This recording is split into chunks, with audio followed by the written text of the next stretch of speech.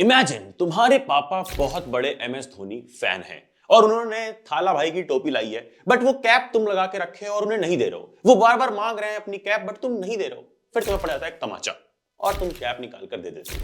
उसी तरह से तुम अपनी क्रश से मिलने गए, बट किस्मत खराब थी, वो तो आई नहीं, बट उसका कुत्ता आ गया और वो कुत्ता दौड़ा रहा है और तुम भाग रहे हो। तुम कुत्ते से काफी तेज भाग पा रहे हो, विच इज नियरली इम्पॉसिबल। दोनों केसेस में तुम्हें लग रहा होगा कि तुम्हारा दिमाग बहुत शातिर है, तुम अपने इस शातिर दिमाग की वजह से ऐसा कर पाए कि तुमने कैप भी निकाल करके दे दी ताकि और पिटाई ना हो और तुम कुत्ते से तेज भाग पाए क्योंकि तुम बहुत शातिर हो। नहीं नहीं नहीं नहीं नहीं, अगर ये चैप्टर ढंग से पढ़ लोगे तो मालूम होगा कि पहली सिचुएशन में काम आया हमारा नर्वस सिस्टम, दूसरे में काम आया एंडोक्राइन सिस्टम, और सिर्फ हमें ही नहीं, ये कई सारे सिस्टम्स काम आते हैं मूवमेंट में हमारे एनिमल्स के, जैसे कि वो डॉगी, और प्लांट्स के भी। और तीनों के लिए हर एक टाइप का सिस्टम किस किस तरह से काम करता है यही इस चैप्टर में हमें देखना है। बिल्कुल रट्टा तरीके नहीं, बिल्कुल डायग्राम भी नहीं देखना है, कुछ नहीं रटना है। हम सब कुछ प्रॉपर एनिमेशन के साथ देखने वाले हैं, फ्लो मैप्स के साथ देखने वाले हैं। इसको लेक्चर समझो ही मत, ये एक मूवी है और जैसे लाइफ प्रोसेस खत्म किया था वैसे इसको भी 1.5x पे एडजस्ट करो स्पीड एंड स्ट्रेच करके खुद को बैठ जाओ। इसके बाद इस चैप्टर के लिए तुम्हें एनसीईआरटी तक पढ़ने की जरूरत नहीं पड़ेगी। क्या हाल पढ़ ले गैंग, फाइनली हम आ चुके हैं अपने मजेदार से चैप्टर कंट्रोल एंड कोऑर्डिनेशन पे। इससे पहले हमने खत्म किए केमिस्ट्री के इंपॉर्टेंट चैप्टर्स एंड बायो का हैवी चैप्टर लाइफ प्रोसेस। अब लाइफ प्रोसेस में तुमने क्या देखा था बताओ? लाइफ प्रोसेस में हमने देखे थे कई सारे लाइफ प्रोसेस जो कि आपने याद कराया था भैया RENT रेंट से, रेस्पिरेशन, एक्सक्रीशन, न्यूट्रिशन, ट्रांसपोर्टेशन। अब जितने लाइफ प्रोसेस थे ना उन सब के सिस्टम थे, सबके ऑर्गन सिस्टम। मतलब भैया ऑर्गन सिस्टम नहीं, वो एल्विस भाई वाला सिस्टम नहीं, मैं थोड़ा पढ़े लिखे वाले सिस्टम की बात कर रहा हूं। पढ़े लिखे वाला सिस्टम बायोलॉजी का सिस्टम। मतलब यहां पर हम बात कर रहे हैं, अगर हम कोई भी लाइफ प्रोसेस उठाते हैं, मान लो न्यूट्रिशन, तो उसका था अपना सिस्टम डाइजेस्टिव सिस्टम, रेस्पिरेशन का रेस्पिरेटरी सिस्टम, उसी तरीके ट्रांसपोर्टेशन का ट्रांसपोर्टेशन सिस्टम, और अपने एक्सक्रीशन का एक्सक्रीटरी सिस्टम। यानी हमारी बॉडी में है कई सारे सिस्टम्स। अब ये सिस्टम बिल्कुल ऐसे ही नहीं बने हैं कि हाँ एक दिन सिस्टम चिल्ला दिया और सिस्टम बन गया। नहीं नहीं नहीं, ये सिस्टम प्रॉपर अरेंज्ड है। कैसे? नीचे देखो, सबसे नीचे होती है सेल्स, सेल से मिलकर के बनता है टिश्यू, टिश्यू से मिलकर के बनता है ऑर्गन, उनसे मिलकर के कई सारे ऑर्गन से मिलकर ऑर्गन सिस्टम। जैसे हमारे डाइजेस्टिव सिस्टम में स्टमक है, पैनक्रियास है, लिवर है, स्मॉल इंटेस्टाइन, लार्ज इंटेस्टाइन, कई सारे ऑर्गन्स हैं। तो ऑर्गन्स मिलकर बना दिया ऑर्गन सिस्टम। और कई सारे ऑर्गन सिस्टम जैसे digestive, excretory, respiratory, transportatory, transportation system, ये सारे मिला करके बना देता है एक ऑर्गेनिज्म। मतलब starting with cell, tissue, organ system और कई सारे ऑर्गन सिस्टम का एक ऑर्गेनिज्म। अब ये जो पूरा का पूरा प्रॉपर प्लान देख रहे हो, फ्रेमवर्क देख रहे हो, ये फ्रेमवर्क आपस में कोऑर्डिनेट करता है। सारी सेल्स कोऑर्डिनेट करेंगी तो टिश्यू काम करेगा, टिश्यू कोऑर्डिनेट करेंगी तो ऑर्गन, और वो कोऑर्डिनेट करेंगे तो ऑर्गन सिस्टम, और ऑर्गन सिस्टम सही से आपस में कोऑर्डिनेट करते हैं तभी एक ऑर्गेनिज्म जिंदा रह पाता है। और ये कोऑर्डिनेशन एक कंट्रोल में होना चाहिए। अभी किसके कंट्रोल में होगा? किसके? नर्वस सिस्टम के?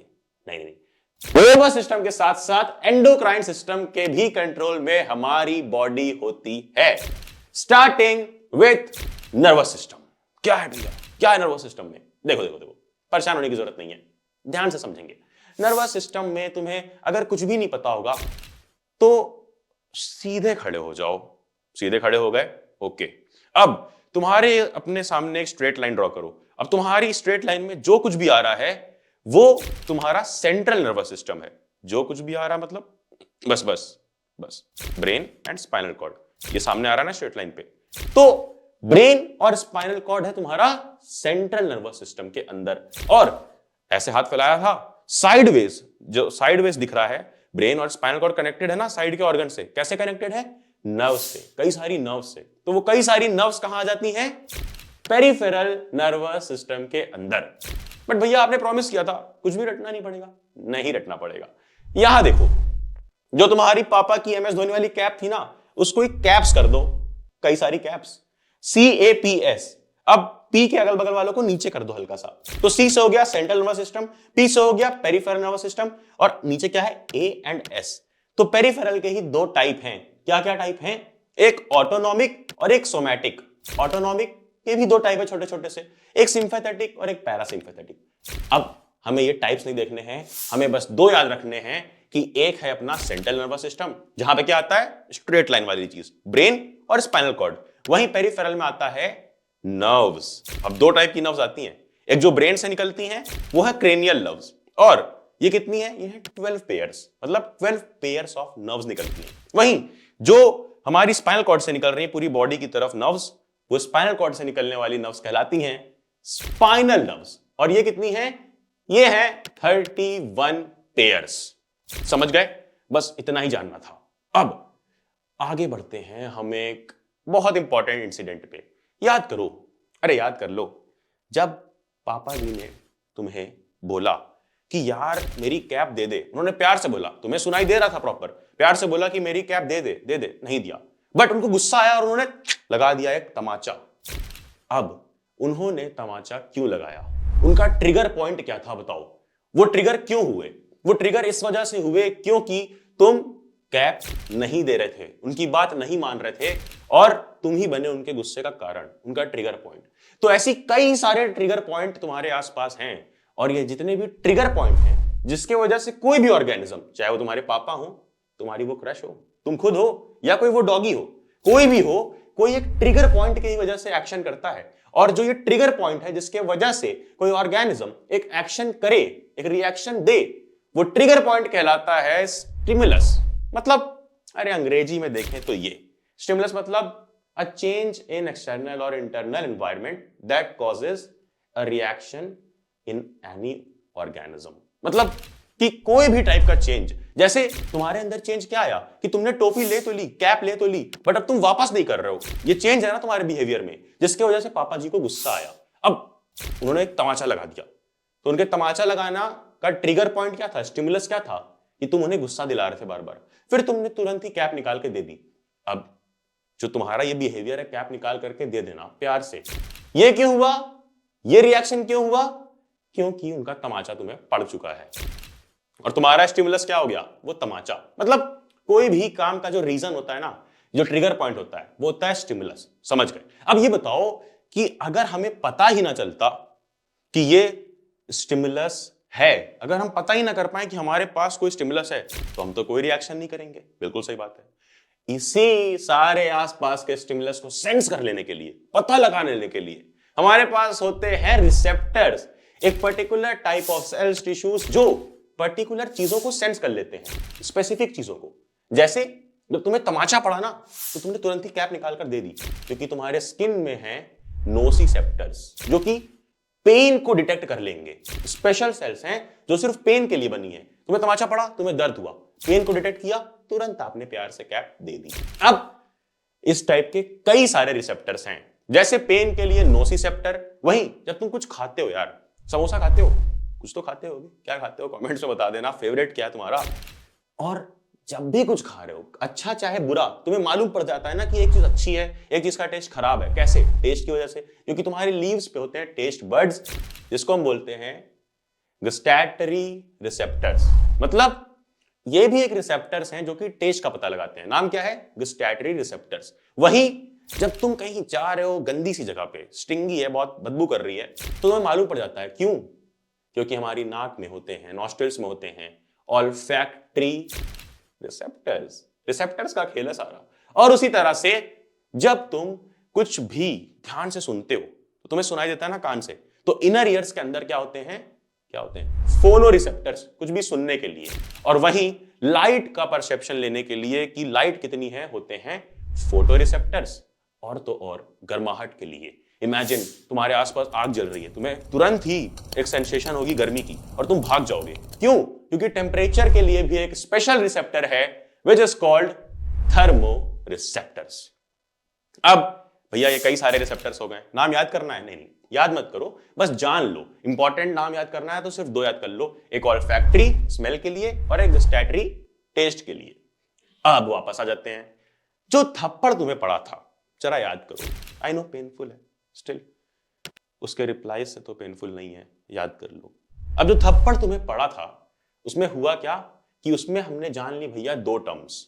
एक टर्म थी स्टिमुली, कि कोई भी रिएक्शन को ट्रिगर करवाने वाला जो ट्रिगर पॉइंट है, जो रीजन है, वो है स्टिमुली। वहीं मुझे पता कैसे चल पाया कि ये ऐसी स्टिमुली आसपास है, मुझे वो पेन कैसे सेंस हुआ, क्योंकि हमारी बॉडी में है रिसेप्टर्स, कई सारे रिसेप्टर्स हमने देख लिए। दो टर्म जान गए।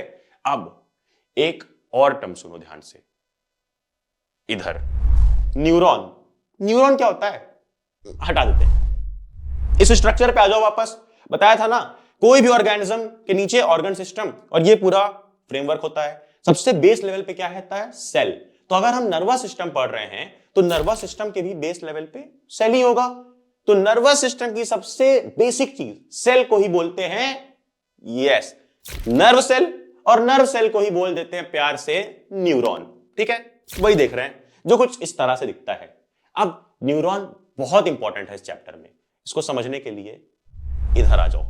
न्यूरॉन अगर मैं तुम्हें बताऊं तो स्पेशल सेल है जो कि मदद करता है किस चीज में, कोई भी इंफॉर्मेशन ऐसे ट्रांसमिट करने में। ऐसे इंफॉर्मेशन लेके ट्रांसफर कर देगा बड़ी प्यार से, तुम्हें मालूम भी नहीं पड़ेगा।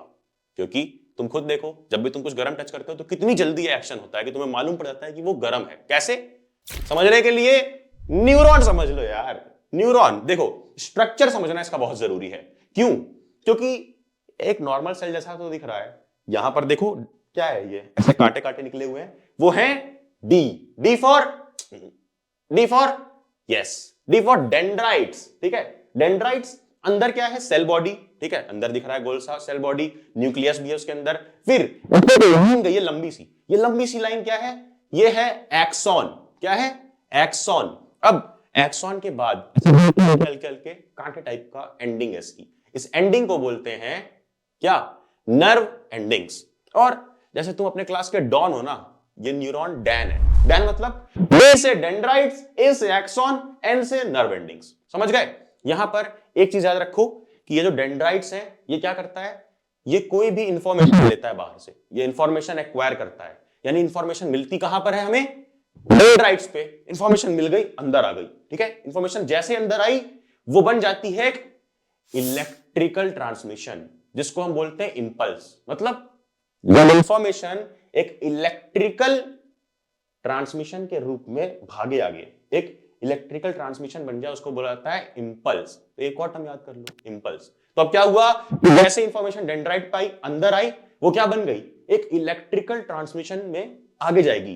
किससे, एक्सॉन के थ्रू। ठीक है, एक इलेक्ट्रिकल ट्रांसमिशन हुआ, इलेक्ट्रिकल इंपल्स आगे गई एक्सॉन के थ्रू। और एक्सॉन के थ्रू जाते हुए कुछ कुछ न्यूरॉन में होती है ऐसी एक कवरिंग जो कि होती है माइलिन शीट की, कुछ कुछ में नहीं होती है। बट आगे बढ़ा, आगे आ गया क्या, नर्व एंडिंग्स। अब नर्व एंडिंग्स जो है वहीं पर अगले न्यूरॉन पे कूदना होता है, क्योंकि ये एक न्यूरॉन है, उसके आगे एक और लगा दो तो दो न्यूरॉन हो गए। अब आगे कूदने के लिए नर्व एंडिंग पे जो इलेक्ट्रिकल मैसेज है, इलेक्ट्रिकल ट्रांसमिशन है ना, अपना इंपल्स, इसको चेंज करना पड़ता है एक केमिकल मैसेज में। तो याद रखना, हमारा इलेक्ट्रिकल मैसेज, हमारा इलेक्ट्रिकल इंपल्स चेंज हो जाता है केमिकल मैसेज में। कहां पे, कहां पे, यस, नर्व एंडिंग्स पे। कहां पे, नर्व एंडिंग्स पे, बिल्कुल आखिरी पार्ट पे। और ये चेंज हुआ है केमिकल मैसेज में और जंप करेगा दूसरे न्यूरॉन के लिए। बट इसकी जंप बेचारे की बड़ी ही मायूस रहती है, क्योंकि ये सही से कूद नहीं पाता है। क्यों? क्योंकि एक न्यूरॉन दूसरे न्यूरॉन के बीच में दिख रहा होगा हल्का सा गैप, ये बहुत ही माइक्रोस्कोपिक सा गैप होता है और इस गैप को ही बोलते हैं सिनैप्स। कई बार तुमने सुना होगा, क्या है समझेंगे अभी, बस अभी इतना याद रखो कि ये जो गैप है ये है सिनैप्स। तो अब होता क्या है कि यहां पर कुछ केमिकल रिएक्शन होगी जिससे कुछ न्यूरोट्रांसमीटर्स पास किए जाएंगे। न्यूरोट्रांसमीटर कई सारे होते हैं, जैसे एसिटिलकोलिन और उसी तरीके सेरोटोनिन, डोपामिन। तो यहां पर मेजरली एक नाम याद कर लो, ACH। ACH नाम का एक न्यूरोट्रांसमीटर पास होगा और केमिकल मैसेज हमारा ट्रांसफर हो जाएगा इधर से इधर। किधर से, अरे इस न्यूरॉन के आखिरी वाले पार्ट जो कि था नर्व एंडिंग्स से कूद करके चला जाएगा उस वाले न्यूरॉन के पहले पार्ट पे, विच इज, पहला पार्ट क्या था, बताया था ना कि तुम डॉन हो और ये डैन होता है। तो पहला पार्ट डी है, डी से डेंड्राइट्स पे। समझ गए? इधर देख लो, अरे पहले न्यूरॉन का डैन याद रखो, डैन, DAN, डेंड्राइट, एक्सॉन और नर्व एंडिंग। तो डेंड्राइट पे क्या हुआ, इंफॉर्मेशन एक्वायर की गई, आई, फिर उसके बाद ये इलेक्ट्रिकल इंपल्स के फॉर्म में एक्सॉन से ऐसे लंबा सा ट्रांसफर हुआ और एन पे आ गई।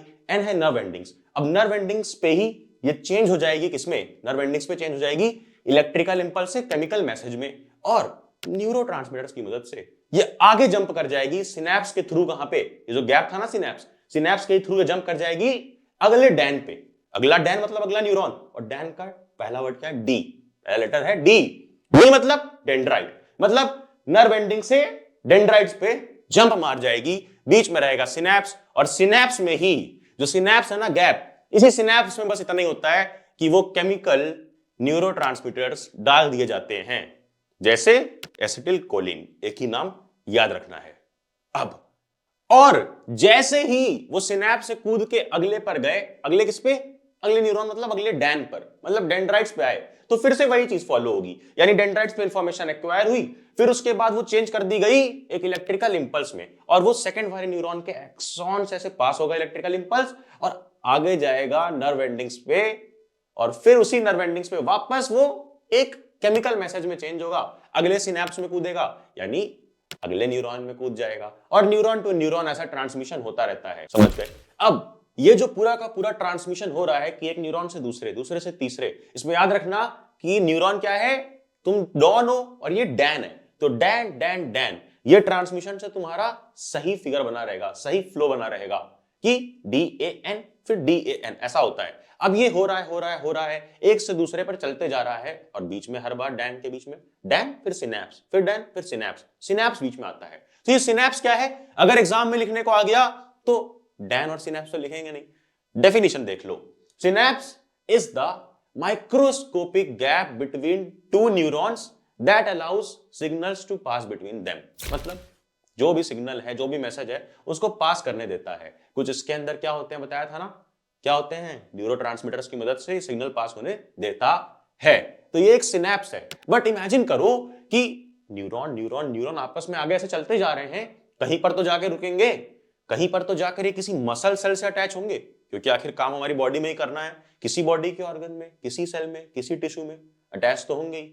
अब जहां पर ये किसी भी टिश्यू में अटैच हो गए, मसल में अटैच हो गए, तो उस पॉइंट को बोल दिया जाएगा NMJ। Yes, just like DJ, यह है NMJ, which is called neuromuscular junction. यार न्यूरोमस्कुलर जंक्शन क्यों बोला जा रहा है? देखो, ये जो न्यूरॉन गया और उधर एक मसल है, तो न्यूरोमस्कुलर जंक्शन मतलब कहीं पर कुछ मिल रहा है। तो अब न्यूरोमस्कुलर जंक्शन यानी दोनों का जंक्शन हो रहा है, दोनों का मेल हो रहा है। क्या हो रहा है? न्यूरॉन ऐसे मिल रहे थे आपस में, सिनेप्स बना करके, बट आखिर में जाकर कहीं अगर किसी मसल फाइबर से मिल गया तो वो क्या कहलाएगा? वो कहलाएगा एक न्यूरोमस्कुलर जंक्शन। और याद रखना, न्यूरॉन का कौन सा पार्ट कनेक्टेड रहेगा? आखिरी वाला, बताया था ना, DAN। नर्व एंडिंग्स कनेक्टेड रहती हैं किसी भी मसल सेल से, फाइबर से, तो वो कहलाता है न्यूरोमस्कुलर जंक्शन। डेफिनेशन सिंपल सी लिख देना, और ये डायग्राम भी जरूर बना देना। अच्छा, अब यार आगे बढ़ने से पहले एक बार अपने उसी इंसिडेंट को याद करो, अपने इसी शातिर दिमाग से याद करो कि पापा ने तुम्हें जब मारा। अरे यार, आई नो थोड़ा सा नहीं, चलो थोड़ा सा ज्यादा ही सा दर्द वाले इवेंट है तुम्हारे लिए, बट याद कर लो, जब पापा ने तुम्हें मारा, तुमने क्या किया? तुमने जैसे ही पेन फील किया, तुम तुरंत ही कैप निकाल कर दे देते हो। अब क्या इस रिएक्शन में कि जितनी जल्दी माइक्रो सेकंड में तुमने कैप निकाल करके दे दी फटाक से, क्या इसमें तुमने ये सोचा कि यार मार तो पड़ ही गई है, क्या मैं कैप निकाल कर दूं या नहीं? ऐसा सोचा नहीं, तुमने तुरंत फटाक से कैप निकाल करके दे दी। अब ये सिर्फ एक इंसिडेंट नहीं है, दूसरा इमेजिन करो। चलो दूसरा इमेजिन करो कि तुम अगर इमेजिन चाय बना रहे थे, कॉफी बना रहे थे गैस पर, और वो हॉट पैन तुमने टच कर लिया, तुम तुरंत हाथ अपना पीछे करते हो, सोचते तक नहीं हो। ये नहीं कि तुम टच करके सोच रहे हो आज चलो हाथ हटाऊं या फिर नहीं हटाऊं।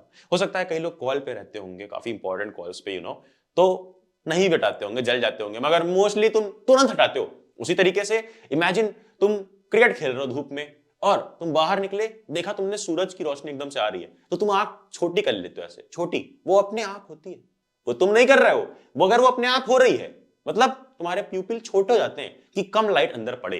ये सब क्यों हो रहा है? क्योंकि हमारे पास है रिसेप्टर्स, बताया था। और ये सब क्या हो रहा है अगर कोई पूछे, तो this is called reflex action. ये कोई नॉर्मल एक्शन है ही नहीं, ये है रिफ्लेक्स एक्शन, तुरंत होता है, इंस्टेंट। हमारे दिमाग का इसमें ज्यादा रोल नहीं है, सोचना नहीं पड़ता है हमें उतना कि हम हाथ हटाएं या ना हटाएं, तुरंत हटाते हैं। धूप में गए तुरंत आंख छोटी कर लेते हैं, पापा ने मारा तुरंत टोपी निकाल करके दे दी। अब इस रिफ्लेक्स एक्शन के पीछे की बायोलॉजी क्या है, इधर आ जाओ। ये तुम्हें कुछ वायर टाइप का दिख रहा है, इलेक्ट्रिसिटी चैप्टर में जैसा तुमने कई सारा पूरा इलेक्ट्रिकल सर्किट देखा होगा वैसे ही सर्किट लग रहा है ये। हाँ, ये रिफ्लेक्स एक्शन का सर्किट है और इसको बोलते हैं रिफ्लेक्स आर्क, ARC, यानी रिफ्लेक्स एक्शन का पाथवे। इसमें हो क्या रहा है देखो ध्यान से, नीचे कुछ गरम गरम पैन है, हाथ है, हाथ में हमें गर्माहट फील हुई, किसकी वजह से? रिसेप्टर। कौन सा रिसेप्टर? Yes, thermo receptor. गरम गरम में फील हुआ, टेम्परेचर फील हुआ। तो अब फील जब हुआ तो एक ऊपर वायर लगी है, ये वायर दिख रही है ना, ये वायर क्या है? ये वायर नहीं, ये न्यूरॉन है, क्योंकि वहां इलेक्ट्रिसिटी में वायर काम कर रहा है ट्रांसफर करने का इलेक्ट्रॉन को। यहां पर हमारे बायोलॉजी में नर्वस सिस्टम में न्यूरॉन काम करता है मैसेज ट्रांसफर करने का। तो कौन सा न्यूरॉन ट्रांसफर करता है मैसेज? ब्रेन तक या स्पाइनल कॉर्ड तक? यस, एस नहीं सलमान भाई नहीं, ये सेंसरी न्यूरॉन। तो ये सेंसरी न्यूरॉन है, जैसे ही रिसेप्टर पे ये अटैच था, तो रिसेप्टर पर अटैच होने के कारण इसको मालूम पड़ गया यहां कुछ गरम गरम है, तो ये इंफॉर्मेशन तुरंत ही सेंसरी न्यूरॉन लेकर के जाएगा कहां? अपने ब्रेन या स्पाइनल कॉर्ड पे, इसको बोलते हैं सेंट्रल नर्वस सिस्टम, है ना। तो सेंट्रल नर्वस सिस्टम तक ले गया। फिर स्पाइनल कॉर्ड में देखोगे कि स्पाइनल कॉर्ड में एक और न्यूरॉन पड़ा हुआ है, जो कि यहां से जाने वाले सेंसरी को और वहां से आने वाली मोटर को कनेक्ट कर रहा है, जिसको हम क्या बोलते थे? ढोलू भोलू के कालिया को क्या बोलते थे? Yes, relay neuron. तो स्पाइनल कॉर्ड में पड़ा हुआ है रिले न्यूरॉन। अब ये आगे पास कर देगा इंफॉर्मेशन को मोटर न्यूरॉन के थ्रू। कहां पर? इफेक्टर मसल पे। मतलब इफेक्टर मसल वो मसल है जो मसल को काम करना है। कौन सी मसल को काम करना है? हाथ की मसल को। जैसे उस इफेक्टर मसल पर मैसेज आया मोटर न्यूरॉन से, तुरंत तुम हाथ हटा लोगे। और इस पूरे प्रोसेस को, इस पूरे रास्ते को, पाथवे को बोलते हैं रिफ्लेक्स आर्क। समझ गए ना? ये क्या है? Reflex arc. अब ये है रिफ्लेक्स एक्शन, जो इतना जल्दी कैसे हो पाया? क्योंकि यहां पर तुमने देखा डायग्राम में दिमाग का कोई रोल नहीं है। दिमाग को पता है, मेमोरी में तुम्हारे है कि तुम्हें कब क्या करना है, कि धूप में जाना है तो आंख छोटी कर लेनी है, पापा से मारना पड़े तो कैप दे देनी है, वहीं उसी तरीके से जब कुछ गर्म छुआ तो हाथ हटा लेना है। दिमाग में ये मेमोरीज हैं, बट रिफ्लेक्स एक्शन के टाइम दिमाग का रोल नहीं होता है। वहां पर रोल है स्पाइनल कॉर्ड का, क्योंकि स्पाइनल कॉर्ड में है रिले न्यूरॉन, हमारा कालिया ढोलू भोलू का।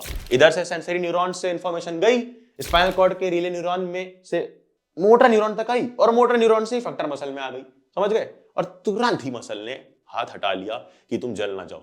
ये सब बहुत जल्दी होता है और यही है रिफ्लेक्स एक्शन। मतलब कई तरह के एक्शन है क्या भैया? Yes, reflex action, voluntary action और इनवॉलंटरी एक्शन। रिफ्लेक्स तुमने देख लिया, वॉलंटरी इनवॉलंटरी डिफरेंस 9th में ही पढ़ा था। ये टेबल देख लो। मतलब मेजर डिफरेंस अगर तुम्हें बताऊं तो वॉलंटरी जो हमारी विल से होता है, जो हमें मालूम होता है, हम खुद से करते हैं। जैसे अगर मैं अभी चाहूं तो आकर के कैमरा बंद कर सकता हूं, मगर तुम लेक्चर नहीं कंटिन्यू कर पाओगे। अगर मैं अभी चाहूं तो अपने बाल ऐसे सही कर लेता हूं, क्योंकि मेरे हाथ पैर मेरे कंट्रोल में, मेरे लिम्स कंट्रोल में है। ये क्यों? क्योंकि वॉलंटरी एक्शन है ये सारे, तो मैं अपने मन से कर सकता हूं। वहीं इनवॉलंटरी ये होता है जो हमारे कंट्रोल में नहीं है बट वो हो रहा है। जैसे हम सांस ले रहे हैं लगातार, खुद से नहीं, हमारा हार्ट बीट चल रहा है, हमारा हार्ट अपना फंक्शन कर रहा है, हम बोल नहीं रहे हैं चल यार अब थोड़ा जल्दी धड़क, अब थोड़ा स्लो जा, हमारे कंट्रोल में नहीं है ये। तो जो हमारे कंट्रोल में नहीं है वो है इनवॉलंटरी, जो कंट्रोल में है वो है वॉलंटरी।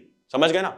अब समझो ध्यान से बात कि वॉलंटरी इनवॉलंटरी रिफ्लेक्स एक्शन हमने देख लिया।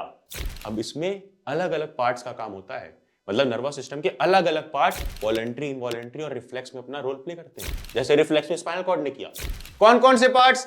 यही समझने के लिए आओ समझते हैं नर्वस सिस्टम को और डीपली। मैंने ऑलरेडी बता दिया है कि यार हमारे पास नर्वस सिस्टम में दो मेन है ना, एक सेंट्रल नर्वस सिस्टम और एक पेरिफेरल। तो सेंट्रल नर्वस सिस्टम में क्या आता है? ब्रेन और स्पाइनल कॉर्ड। पेरिफेरल में नर्व्स आती हैं सारी की सारी, क्रेनियल और स्पाइनल। अब सीधे जो है ब्रेन, इस ब्रेन पर होगा फोकस कि यार ब्रेन हमारा इतना इंपॉर्टेंट ऑर्गन है और इसको अंदर से तो देखें। अंदर से जब तुम देखोगे तो ब्रेन का सबसे बड़ा वाला पार्ट जो तुम्हें दिख रहा है, जब भी डायग्राम भी देखते हो अपनी बुक में, तो जो सबसे बड़ा वाला हाईलाइटेड पार्ट है, इसको बोलते हैं क्या? क्या? Yes, cerebrum. ठीक है, उसी तरीके से कई सारे पार्ट्स हैं, बट ये पार्ट्स को लेकर के डिवाइड कर दिया गया है कि ये आगे वाला ब्रेन, ये बीच वाला और ये पीछे वाला। अब इसी आगे, बीच और पीछे वाले को क्या क्या बोलते हैं? आगे वाले को बोलते हैं यस, फोर ब्रेन, मतलब आगे का ब्रेन। बीच वाला मिड ब्रेन और पीछे वाला बैक ब्रेन, जिसको बोलते हैं हिंड ब्रेन। समझ गए? अब फोर ब्रेन के अंदर आ जाओ। जो मैंने दिखाया था सबसे बड़ा पार्ट, ये फोर ब्रेन में ही होता है, सबसे आगे वाला पार्ट, जो कि क्या होता है? Yes, cerebrum. तो अगर फोर ब्रेन में देखा जाए तो क्या क्या है? सिर्फ सेरिब्रम? नहीं नहीं नहीं नहीं, सेरिब्रम है और साथ में है इसके ऑल्फैक्टरी लोब्स, जो हमारी स्मेल में मदद करेंगे, और साथ में डाइनसेफेलॉन, जिसके अंदर दो भाई हैं, राजू और श्याम। आगे देखेंगे। अभी आओ इस पर। किस पे? किस पे? सेरिब्रम पे। सेरिब्रम क्या है? Is the largest part of the brain and is the main thinking part. जितनी भी मेंटल एक्टिविटीज है, याद करना, मेंटल एबिलिटीज के क्वेश्चन करना, सारा कॉन्सेप्ट याद रखना और थिंकिंग का काम, सारा मेन काम हमारा किसका है? सोचने का, विचारने का, लार्जेस्ट पार्ट का, which is called cerebrum. But largest है ना, तो इसको एक बार ऊपर से जब तुम देखोगे तो ये दो हेमिस्फीयर होता है हमारा ब्रेन, ऐसा दो है, दो हेमिस्फीयर ऐसा टाइप का, और ये दोनों आपस में जुड़ा है, आपस में जुड़ा है ये ऑफ कोर्स। तो ये जुड़ा किससे है? ये जुड़ा है एक इंपॉर्टेंट टिश्यू से, जिसका नाम है कॉर्पस कैलोसम। याद नहीं करना है नाम, बट मैं बता दे रहा हूं कि ये दोनों हेमिस्फीयर जुड़े होते हैं कॉर्पस कैलोसम से। ओके, अब आगे समझते हैं। इतना तो हो गया फोर ब्रेन का सेरेब्रम। ठीक है, क्या याद रखना है? लार्जेस्ट पार्ट और मेन थिंकिंग पार्ट। ठीक है, और जुड़ा किससे है दोनों हेमिस्फीयर? कॉर्पस कैलोसम से। दूसरा पार्ट क्या है? Olfactory lobes. इसमें बस याद रखो कि ये स्मेल के काम आता है, स्मेल में मदद करता है ऑल्फैक्टरी लोब्स। फिर तीसरा, तीसरा क्या है यार? तीसरा है डाइनसेफेलॉन। डाइनसेफेलॉन के अंदर दो चीजें हैं इंपॉर्टेंट, राजू और श्याम। राजू जो कि कुछ काम नहीं करता है, आराम करता है, जिसका असली नाम है थैलेमस। क्या नाम है? थैलेमस। अब ये थैलेमस का क्या काम है? इसका कुछ भी काम नहीं है, इसका बस काम है कि जितनी भी सेंसरी इंफॉर्मेशन आ रही है, जो सेंसरी न्यूरॉन ला रहा है सारी की सारी इंफॉर्मेशन, वो सारे इंपल्सेस को एक बार प्रोसेस करो, और एक बार खुद प्रोसेस कर लो, उसके बाद हमारे सबसे बड़े वाले पार्ट बॉस के पास, सेरेब्रम के पास भेजो। ठीक है, थैलेमस का काम, राजू का सोता रहेगा, बस इतना सा काम कर देगा कि जितनी भी इंफॉर्मेशन आई सेंसरी न्यूरॉन की, वो सारी इंफॉर्मेशन ली और एज अ रिले का फंक्शन प्ले किया। एज अ रिले मतलब इंफॉर्मेशन लो और पास करो, कहां तक? सेरेब्रम तक, प्रोसेस करके। जोर जोर से बोल के लोगों को स्कीमें बता दे। फिर थैलेमस के बाद दूसरा पार्ट क्या था डाइनसेफेलॉन का? दूसरा, राजू तो हो गया श्याम, ये बड़ी मेहनत करता है, असली नाम हाइपोथैलेमस। इसके कई सारे काम है, 5 याद रखना। पहला कि ये तुम्हारा थर्स्ट कंट्रोल करेगा, प्यास कितनी लग रही है, नहीं लग रही है, कब लग रही है। ठीक है, कौन? हाइपोथैलेमस। दूसरा, फूड भी, हंगर भी कंट्रोल करेगा। तीसरा, स्ट्रेस एंड स्लीप, यानी स्ट्रेस मैनेजमेंट में काम आएगा, और क्या? स्लीप, कि तुम कब सो रहे हो, कितना सो रहे हो, सब कुछ इंपॉर्टेंट, सारा मैनेजमेंट इसका ही है। और चौथा काम क्या है? थर्मो रेगुलेशन, यानी टेम्परेचर रेगुलेट करने का भी काम किसको दे दिया गया? बेचारे श्याम को, बेचारे हाइपोथैलेमस को। और पांचवा सबसे इंपॉर्टेंट इसका फंक्शन है कि ये हार्मोनल रेगुलेशन में बहुत बड़ा रोल प्ले करता है। आगे इसी चैप्टर में हम समझेंगे। ठीक है, इतने सारे तो पार्ट्स थे, तीनों किसके? सिर्फ फोर ब्रेन के, हमारे आगे वाले ब्रेन के। बीच में है मिड ब्रेन। अब ये बीच में है, बीच वालों का कुछ खास काम होता नहीं है, ये बस कनेक्ट करते हैं आगे और पीछे वालों को। तो मिड ब्रेन फोर ब्रेन को और बैक ब्रेन यानी हिंड ब्रेन को बस कनेक्ट करने का काम करेगा। और एक इंपॉर्टेंट चीज इसके अंदर होती है ऑप्टिकल लोब्स। और फैक्टरी लोब्स थी स्मेल में मदद करने के लिए, ऑप्टिकल लोब्स हैं देखने में मदद करने के लिए, विजन के लिए। आगे आ जाओ बैक ब्रेन पे, हिंड ब्रेन पे। ये क्या है यार? हिंड ब्रेन ना, बैक ब्रेन ना, बैक बेंचर्स का ही होता है। और तुम देखना जितने भी बैक बेंचर्स हैं 10th में, ये सारे आगे जाकर पीसीएम लेंगे। मतलब बैक ब्रेन का मतलब ही है, हिंड ब्रेन का मतलब या बैक ब्रेन, दोनों नाम सेम ही है, पीसीएम। मतलब पॉन्स वेरोली एक पार्ट, सी से क्या है? सेरेबेलम दूसरा पार्ट, एम से क्या है? Medulla oblongata. अरे यार थोड़ा वियर्ड नाम है, बट याद कर लो, पीसीएम से याद कर लो। ठीक है, बैक ब्रेन के 3 पार्ट। अब पहला पॉन्स वेरोली का क्या काम है? जैसे हमारा सेरेब्रम के दोनों हेमिस्फीयर को कॉर्पस कैलोसम जोड़ता था ना, वैसे ही जो अपना सेरेबेलम है, सेकंड लार्जेस्ट पार्ट, उसके दोनों हेमिस्फीयर को, दोनों टुकड़ों को कौन जोड़ता है बीच से? पोन्स वेरोली। इसका ये काम हो गया। दूसरा, जो सेरेब्रम, मैंने जो नाम लिया, ये सेकंड लार्जेस्ट पार्ट है ब्रेन का, और ये सारे वॉलंटरी एक्शंस में मदद करता है। वॉलंटरी एक्शन मैंने बता दिया है, जो हमारे कंट्रोल में होते हैं। और कहीं पर भी तुम्हें लिखा मिले कि कौन कंट्रोल करता है पोस्चर, कि मैं कैसे खड़ा हूं, सीधा या फिर ऐसे या फिर ऐसे, ये पोस्चर, और इक्विलिब्रियम, कि मैं इक्विलिब्रियम में हूं, बिल्कुल अपने एक कंट्रोल में हूं और सीधा हूं, स्ट्रेट हूं, ये इक्विलिब्रियम, पोस्चर मेंटेनेंस किसका काम? यस, सेरेबेलम का। ठीक है, वॉलंटरी सारा काम, वॉलंटरी मूवमेंट, और पोस्चर और इक्विलिब्रियम मेंटेन करने का काम सेरेबेलम का। ठीक है, अगला पीसीएम, एम से है मेडुला ऑब्लोंगाटा। अरे यार, वॉलंटरी जब वो कंट्रोल कर रहा है, तो ये बेचारा मेडुला को एक काम दे दिया गया कि भाई तुम सारे के सारे इनवॉलंटरी मूवमेंट्स का ध्यान रखो, जैसे कि हम जो सांस ले रहे हैं उसका, और जैसे हार्ट रेट है उसका, जैसे और सारी चीजें, जितने भी तुम्हारे मूवमेंट्स हैं अंदर जो तुम्हें पता नहीं चल रहे हैं बट हो रहे हैं, इन सब का ध्यान कौन रख रहा है? यस, मेडुला ऑब्लोंगाटा, जो कि स्पाइनल कॉर्ड के जस्ट हल्का सा ऊपर होता है। ब्रेन स्टेम भी इसको बोला जाता है। अब ये जो हमने ब्रेन के अलग अलग फंक्शंस देख लिए, अलग अलग पार्ट्स के, भैया लेकिन किसी भी पार्ट में आपने वॉलंटरी बोल दिया, इनवॉलंटरी बोल दिया, रिफ्लेक्स एक्शन क्यों नहीं बोला?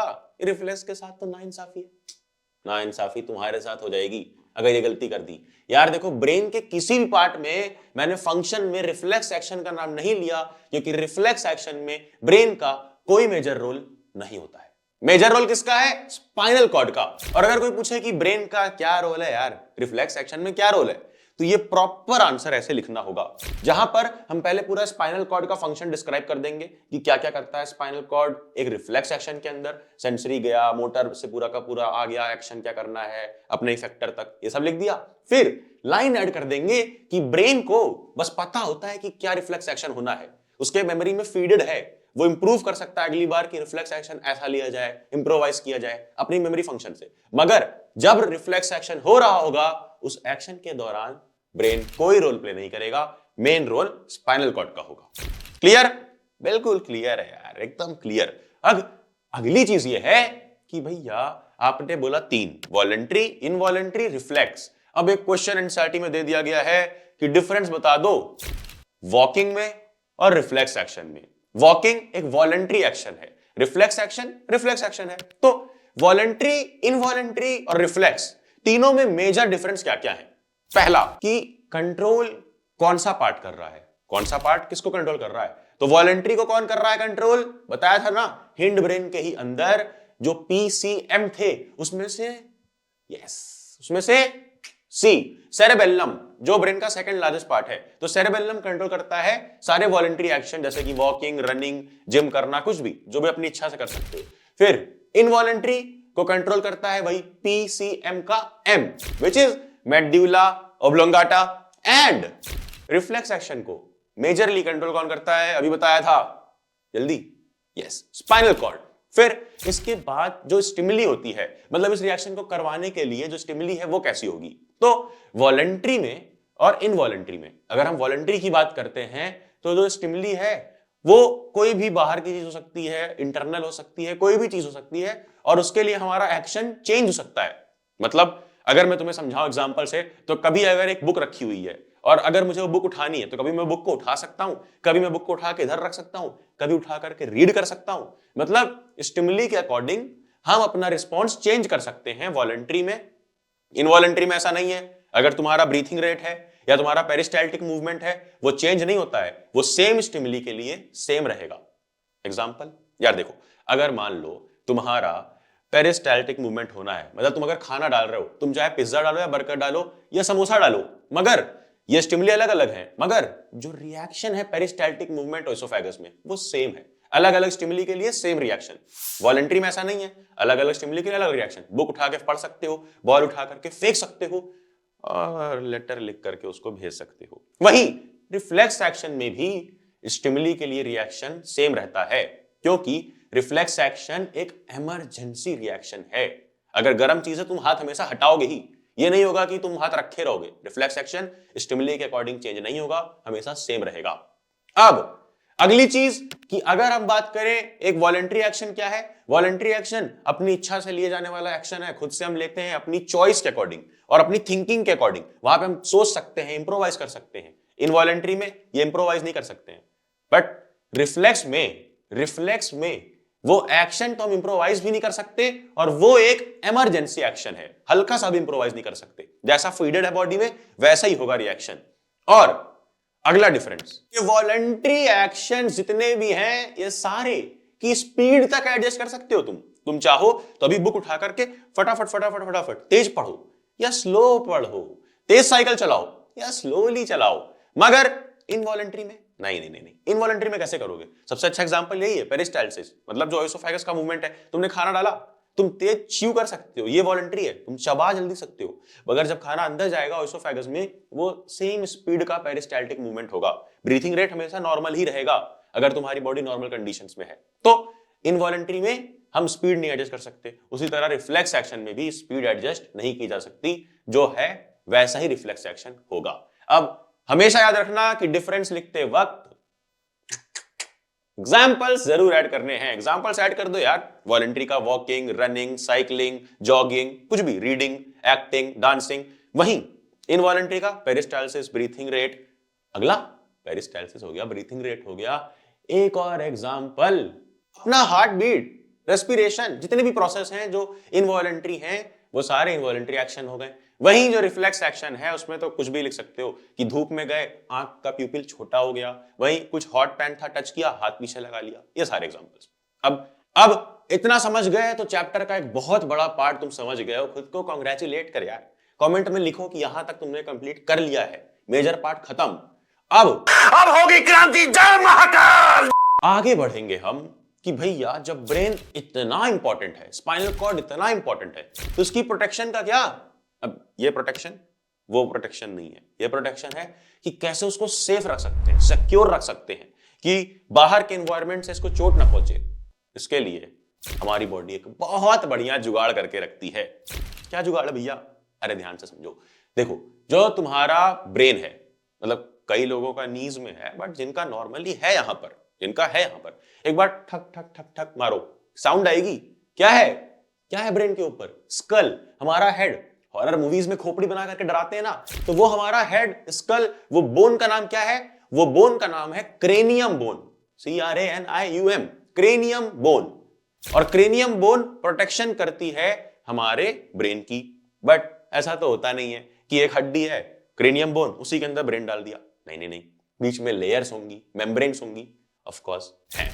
इधर देखो, क्या है ये? ब्रेन का डायग्राम है, हम सबको पता है। उसके पास में एक लेयर है, इसको बोलते हैं क्या? पाया मैटर। क्या बोलते हैं? पाया मैटर। पी से पास, पी से पाया मैटर। और जो दूर है, डी से दूर, डी से ड्यूरा मैटर। अब पाया मैटर और ड्यूरा मैटर के बीच में एक और मेम्ब्रेन है, इसको बोलते हैं एरेक्नॉइड। अब समझो, ये जो पाया मैटर, ड्यूरा मैटर, एरेक्नॉइड, ये तीनों है मेनिंजेस, इनको बोलते हैं मेनिंजेस। 3 लेयर होती हैं, ये स्कल के अंदर होती हैं, ब्रेन के बाहर होती हैं, प्रोटेक्शन में काम आती है। बट अभी यही नहीं, अभी और सुनिए, एक और चीज है बड़ी मजेदार। एरेक्नॉइड और पाया मैटर के बीच एक फ्लूइड पाया जाता है, जिसको बोलते हैं सेरेब्रोस्पाइनल फ्लूइड। ये सिर्फ ब्रेन में नहीं होता है, जैसा कि इसका नाम ही बता रहा है, सेरेब्रो मतलब ब्रेन में भी, स्पाइनल मतलब स्पाइनल कॉर्ड में भी। तो ब्रेन में भी ये फ्लूइड है, स्पाइनल कॉर्ड में भी ये फ्लूइड है। अब भैया इसका काम क्या है? 3 काम है। पहला, कोई भी शॉक होगा, कोई भी इंजरी होगी ब्रेन को, हेड को, तो उससे प्रोटेक्ट करेगा ब्रेन को हमारे। अगर सिर पे चोट लगती है तो शॉक या इंजरी से प्रोटेक्ट कौन करेगा? अपना सेरेब्रोस्पाइनल फ्लूइड। दूसरा काम क्या करेगा? दूसरा काम कि कभी भी कोई न्यूट्रिएंट्स एक्सचेंज करना हो या फिर कोई वेस्ट मटेरियल एक्सचेंज करना हो, हटाना हो, तो वो ब्रेन टिश्यूज और ब्लड के बीच का एक रास्ता बन जाता है। अपना सेरेब्रोस्पाइनल फ्लूइड मदद करता है इस एक्सचेंज में। और तीसरा फंक्शन कि हमेशा एक कांस्टेंट प्रेशर मेंटेन रखेगा, इन एंड अराउंड ब्रेन, मतलब कि ब्रेन के अंदर भी और ब्रेन के आसपास भी एक प्रेशर मेंटेन रखेगा ये अपना सेरेब्रोस्पाइनल फ्लूइड। तो मतलब प्रोटेक्शन के लिए अगर पूछा जाए ब्रेन की प्रोटेक्शन के लिए क्या क्या है, तो पहला क्रेनियम, जो कि एक बॉक्सी सा स्ट्रक्चर है हमारा स्कल। दूसरा 3 मेनिंजेस, पाया मैटर, एरेक्नॉइड और ड्यूरा मैटर। और तीसरा अपना सेरेब्रोस्पाइनल फ्लूइड जो कि ब्रेन में भी है और स्पाइनल कॉर्ड के भी आसपास है। तो स्पाइनल कॉर्ड की प्रोटेक्शन के लिए भी हो गया, स्पाइनल कॉर्ड के आसपास क्या हो गया, सेरेब्रोस्पाइनल फ्लूइड, और हमारा वर्टेब्रल कॉलम तो स्पाइनल कॉर्ड की प्रोटेक्शन 24/7 करता ही रहता है। अब आगे बढ़ते हैं। तुम्हारी एनसीईआरटी एक बड़ा मजेदार सा क्वेश्चन पूछती है कि how does a nervous tissue cause action. कि एक नर्वस टिश्यू में एक्शन कैसे होता है एग्जैक्टली। समझो ध्यान से कि जब भी हम नर्वस टिश्यू की बात करें, सेल की बात करें, तुम्हें यह अरेंजमेंट याद आना चाहिए। याद करो कि जब वो पापा जी ने तुम्हें थप्पड़ मारा, तुमने तुरंत ही अपने इसी हाथ से कैप उतारी और पापा जी को दे दी प्यार से। तो ये हाथ क्या है, ये हाथ क्या है, तुम एक ऑर्गेनिज्म हो, तुम्हारे अंदर कई सारे ऑर्गन सिस्टम है, और ये हाथ क्या है, ये एक ऑर्गन है। तो ये ऑर्गन है, ऑर्गन के नीचे क्या है, टिश्यूज हैं, टिश्यूज के नीचे क्या है, सेल्स हैं। तो जो भी मसल सेल्स होती हैं उनमें स्पेशल प्रोटीन्स होते हैं जिनका नाम है एक्टिन और मायोसिन। ये स्पेशल प्रोटीन्स जैसे ही कोई नर्व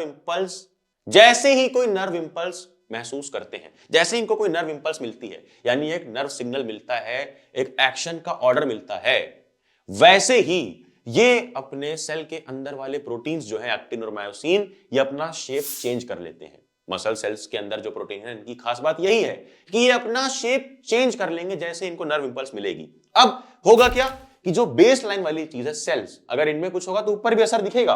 तो बेस लाइन वाले सेल्स में, जो बेस में सेल्स हैं अपने, उसके अंदर जो प्रोटीन है उनमें शेप चेंज हुआ, मतलब हमारे सेल का शेप चेंज हुआ। और अगर एक सेल का शेप चेंज हुआ, कई सारी सेल्स का शेप चेंज हुआ, तो टिश्यू का शेप चेंज हुआ। और टिश्यू का शेप चेंज अगर होता है तो कई सारी टिश्यूज का शेप चेंज हुआ, और जैसा ही कई सारी टिश्यूज का शेप चेंज हुआ तो अपना जो ऊपर लेवल पे है क्या है, ऑर्गन, अपना ऑर्गन हाथ, उसका शेप चेंज ऐसे हुआ, ऐसे हमने कैप निकाल कर दे दी क्योंकि ये ऑर्डर फॉलो हुआ। फिर टिश्यू, फिर ऑर्गन, ऑर्गन सिस्टम, और अपना एक प्रॉपर ऑर्गेनिज्म में कोई भी नर्वस टिश्यू एक्शन ऐसे ही करती है।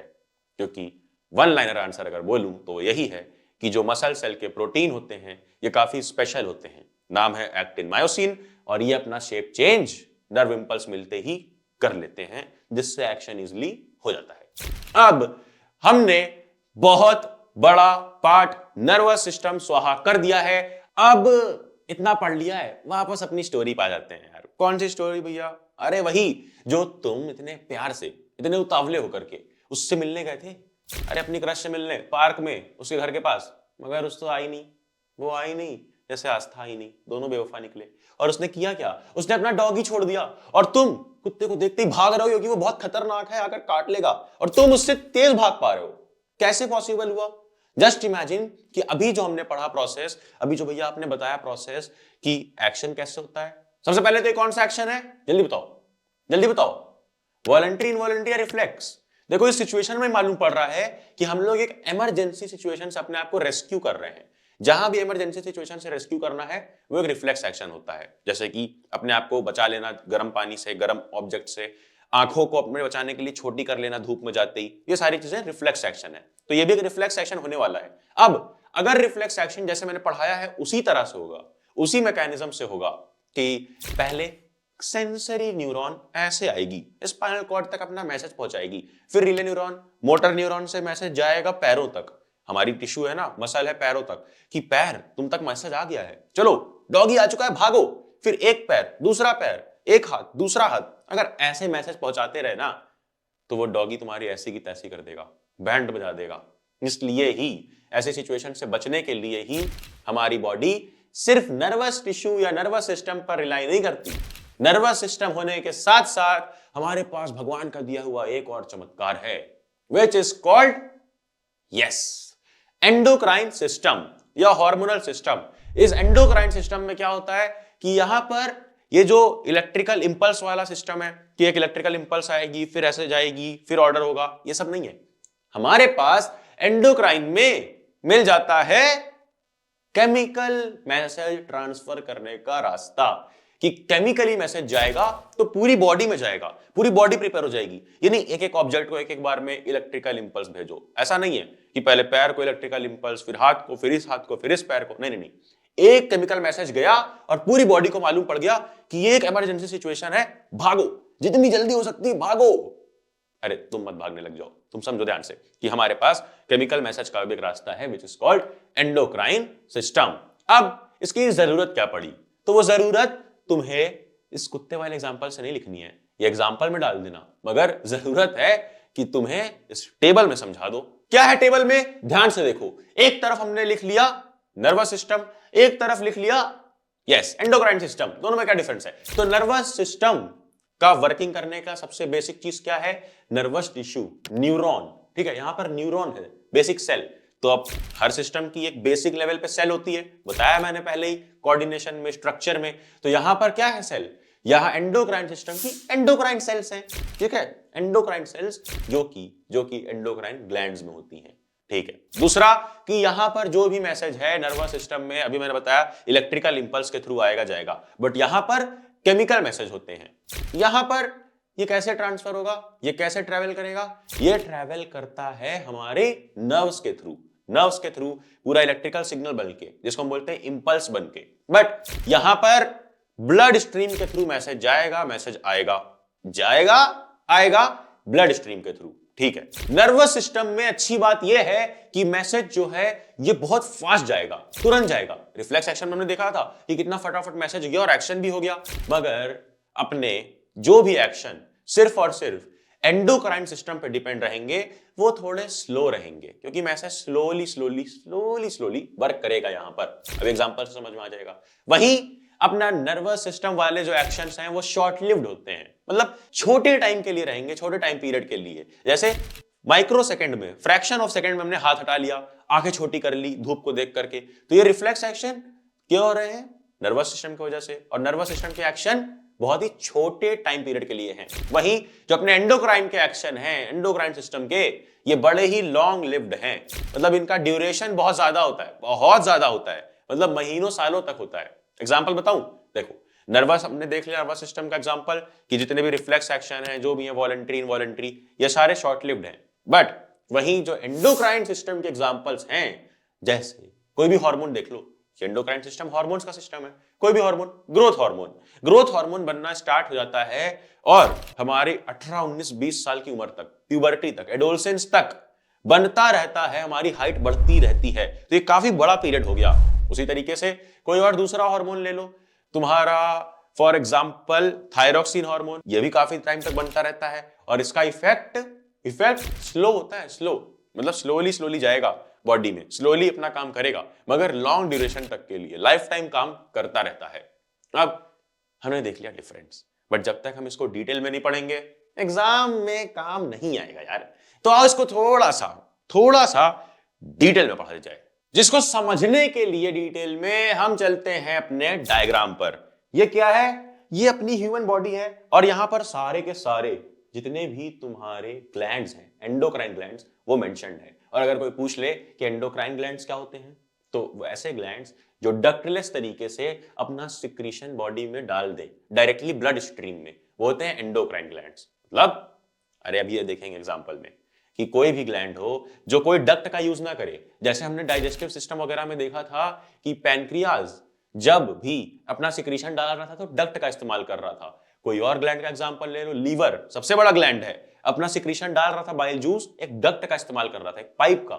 वहीं ये एंडोक्राइन वाले कोई पाइप वाइप नहीं करेंगे, डायरेक्ट अपना केमिकल जो भी है सिक्रीशन डायरेक्ट ब्लड स्ट्रीम में डाल देंगे। तो अब जितने सारे तुम्हारे एंडोक्राइन ग्लैंड्स हैं सबसे ऊपर आते हैं, स्टार्टिंग शुरू से शुरू करते हैं।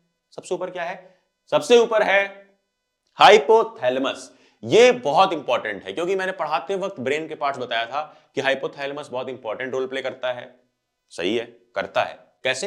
हार्मोन प्रोडक्शन में इंपॉर्टेंट रोल प्ले करता है क्योंकि ये रिलीज करता है हार्मोन रिलीजिंग फैक्टर्स। मतलब कोई भी हार्मोन अगर रिलीज करवाना है तो उसके पहले ये उसके फैक्टर्स रिलीज करेगा और इसके फैक्टर्स डायरेक्टली जाके असर करेंगे नीचे वाले पिट्यूटरी ग्लैंड पे जो पास में ही है। अब पिट्यूटरी ग्लैंड हमारा मास्टर ग्लैंड है, ये सबको कंट्रोल करके रखता है और ये मेजरली कौन सा हार्मोन प्रोड्यूस करता है? ये प्रोड्यूस करता है growth hormone. Growth hormone pituitary gland produce करेगा जिससे हमारी हाइट बढ़ेगी। और ये कब प्रोड्यूस करेगा? जब तक ऊपर से हाइपोथैलेमस से रिलीजिंग फैक्टर्स नहीं आते, नहीं कर पाएगा। हाइपोथैलेमस क्या रिलीज करेगा? Hormone releasing factor. और ग्रोथ हार्मोन के केस में कौन सा? ग्रोथ हार्मोन रिलीजिंग फैक्टर्स, या बोलो ग्रोथ हार्मोन रिलीजिंग हार्मोन्स। मतलब हाइपोथैलेमस ना पापा जी है, पापा जी, सबका पापा। ये जब ऑर्डर देगा तभी तुम्हारा पिट्यूटरी ग्लैंड अपना एक्शन शुरू कर पाएगा। और पिट्यूटरी ग्लैंड क्या है? ये पापा नहीं है, ये है मास्टर ग्लैंड। इसको बोलते हैं मास्टर ग्लैंड, क्योंकि ये कई सारे हार्मोन्स रिलीज करता है, सबको कंट्रोल करता है। मेजरली कौन सा हार्मोन? Growth hormone. और ग्रोथ हार्मोन की डेफिशिएंसी अगर हो जाए तो क्या होगा?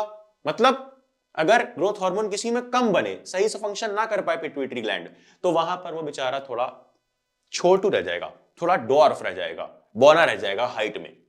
एंड जिसमें अगर ज्यादा ही प्रोड्यूस हो जाए, जिसमें बहुत ज्यादा प्रोड्यूस हो जाए ग्रोथ हार्मोन, वहां पर क्या होगा? क्या होगा? वो क्रिएट खली बन जाएगा यार, बहुत लंबा निकल जाएगा, बहुत ज्यादा लंबा। अब समझो ध्यान से कि ये कंट्रोल कैसे होता है, कि कितना निकलना है, कितना नहीं, कब रोकना है, हार्मोन कितने निकलने चाहिए, ये सबके लिए होता है फीडबैक मैकेनिज्म, जो हम अभी आगे समझेंगे। मगर प्लीज अगर तुम अभी उसका फीडबैक दे रहे हो, उसका रिप्लाई दे रहे हो, तो प्लीज रुक जाओ, थोड़ा फोकस इसी डायग्राम पे ले आओ। इस डायग्राम में क्या देखना है? हमने देखा हाइपोथैलेमस, पिट्यूटरी, एक और ग्लैंड है पाइनियल ग्लैंड, बड़ा छोटा सा होता है पाइनियल ग्लैंड। ये क्या करता है? मेलेटोनिन प्रोड्यूस करता है। मेलेटोनिन नाम का हार्मोन प्रोड्यूस करता है, जिसके मदद से क्या होता है? हमारी स्लीप साइकिल मेंटेन रहती है, sleep and awake cycle maintain रहती है। फिर नीचे आ जाओगे तो यही अपने विंड पाइप पे मिल जाएगा थायराइड ग्लैंड। ये कौन सा ग्लैंड है यार? थायराइड ग्लैंड बहुत इंपॉर्टेंट है। तुमने कई बार सुना होगा कि यार इसको थायराइड की प्रॉब्लम हो गई, तो एग्जैक्टली वो क्या प्रॉब्लम है समझते हैं यहीं पर। थायराइड ग्लैंड क्या प्रोड्यूस करता है? हार्मोन, जिसका नाम क्या है? थायरोक्सिन। इसका काम क्या है? सबसे इंपॉर्टेंटली काम है थायरोक्सिन का कार्बोहाइड्रेट, फैट, मिनरल, विटामिन, इन सब के मेटाबॉलिज्म को कंट्रोल करना, यानी मेटाबॉलिज्म का ध्यान रखना। यह काम है थायरोक्सिन हार्मोन का। अब जिनके अंदर थायरोक्सिन हार्मोन सही से प्रोड्यूस नहीं होता है, तो उनको क्या हो जाता है? गोइटर। क्या हो जाता है? गोइटर। अब गोइटर क्यों होता है समझो, थोड़ा सा दिमाग लगाओ यार। जब भी थायरोक्सिन हार्मोन हमारा थायराइड ग्लैंड बनाता है ना, तो वो स्टोर होता जाता है, स्टोर हो रहा है, हो रहा है, हो रहा है, बन रहा है। बट अगर उसको एक्टिवेट करना है, वो स्टोर डीएक्टिवेट फॉर्म में हो रहा है। अगर उसको एक्टिवेट करना है तो बॉडी में चाहिए होता है प्रॉपर अमाउंट ऑफ आयोडीन। क्या? Proper amount of iodine. अब आयोडीन जो लोग खा रहे होते हैं, उनका तो तुम्हारा जो डीएक्टिवेटेड थायरोक्सिन है वो एक्टिवेट हो रहा है, वो अपना काम कर रहा है, तो उनको गोइटर नहीं होगा। मगर जिनकी डाइट में आयोडीन बिल्कुल भी नहीं है, तो वो थायरोक्सिन बनता जा रहा है, बनता जा रहा है, बनता जा रहा है, स्टोर भी हो रहा है, मगर वो एक्टिवेट ही नहीं हो पा रहा है, आयोडीन ही नहीं है डाइट में, और इसलिए उनको बेचारों को गोइटर हो जाता है। इसीलिए डॉक्टर्स गोइटर पेशेंट को बोलते हैं कि प्लीज आयोडीन कंज्यूम करो, आयोडीन वाली चीजें खाओ। समझ गए? अब थायराइड के ही पास होता है पैराथायराइड ग्लैंड। इसी का भाई समझ लो यार। पैराथायराइड ग्लैंड क्या करता है? ये कंट्रोल करता है कैल्शियम और फॉस्फेट की मेटाबॉलिज्म को। अब हम आते हैं नीचे, यहां पर चेस्ट के पास हमारे बचपन में ही डेवलप होता है, बन जाता है एक बहुत इंपॉर्टेंट ग्लैंड, जिसको बोलते हैं थाइमस ग्लैंड। ये थाइमस ग्लैंड बड़ा इंपॉर्टेंट है, क्योंकि ये प्रोड्यूस करता है थाइमोसिन नाम का हार्मोन। तो थाइमस ग्लैंड प्रोड्यूस कर रहा है थाइमोसिन, और थाइमोसिन प्रोड्यूस करता है लिम्फोसाइट्स या WBC, यानी व्हाइट ब्लड सेल्स। यानी व्हाइट ब्लड सेल्स का क्या काम था? क्या काम था? 9th में पढ़ा था, इम्यूनिटी के लिए।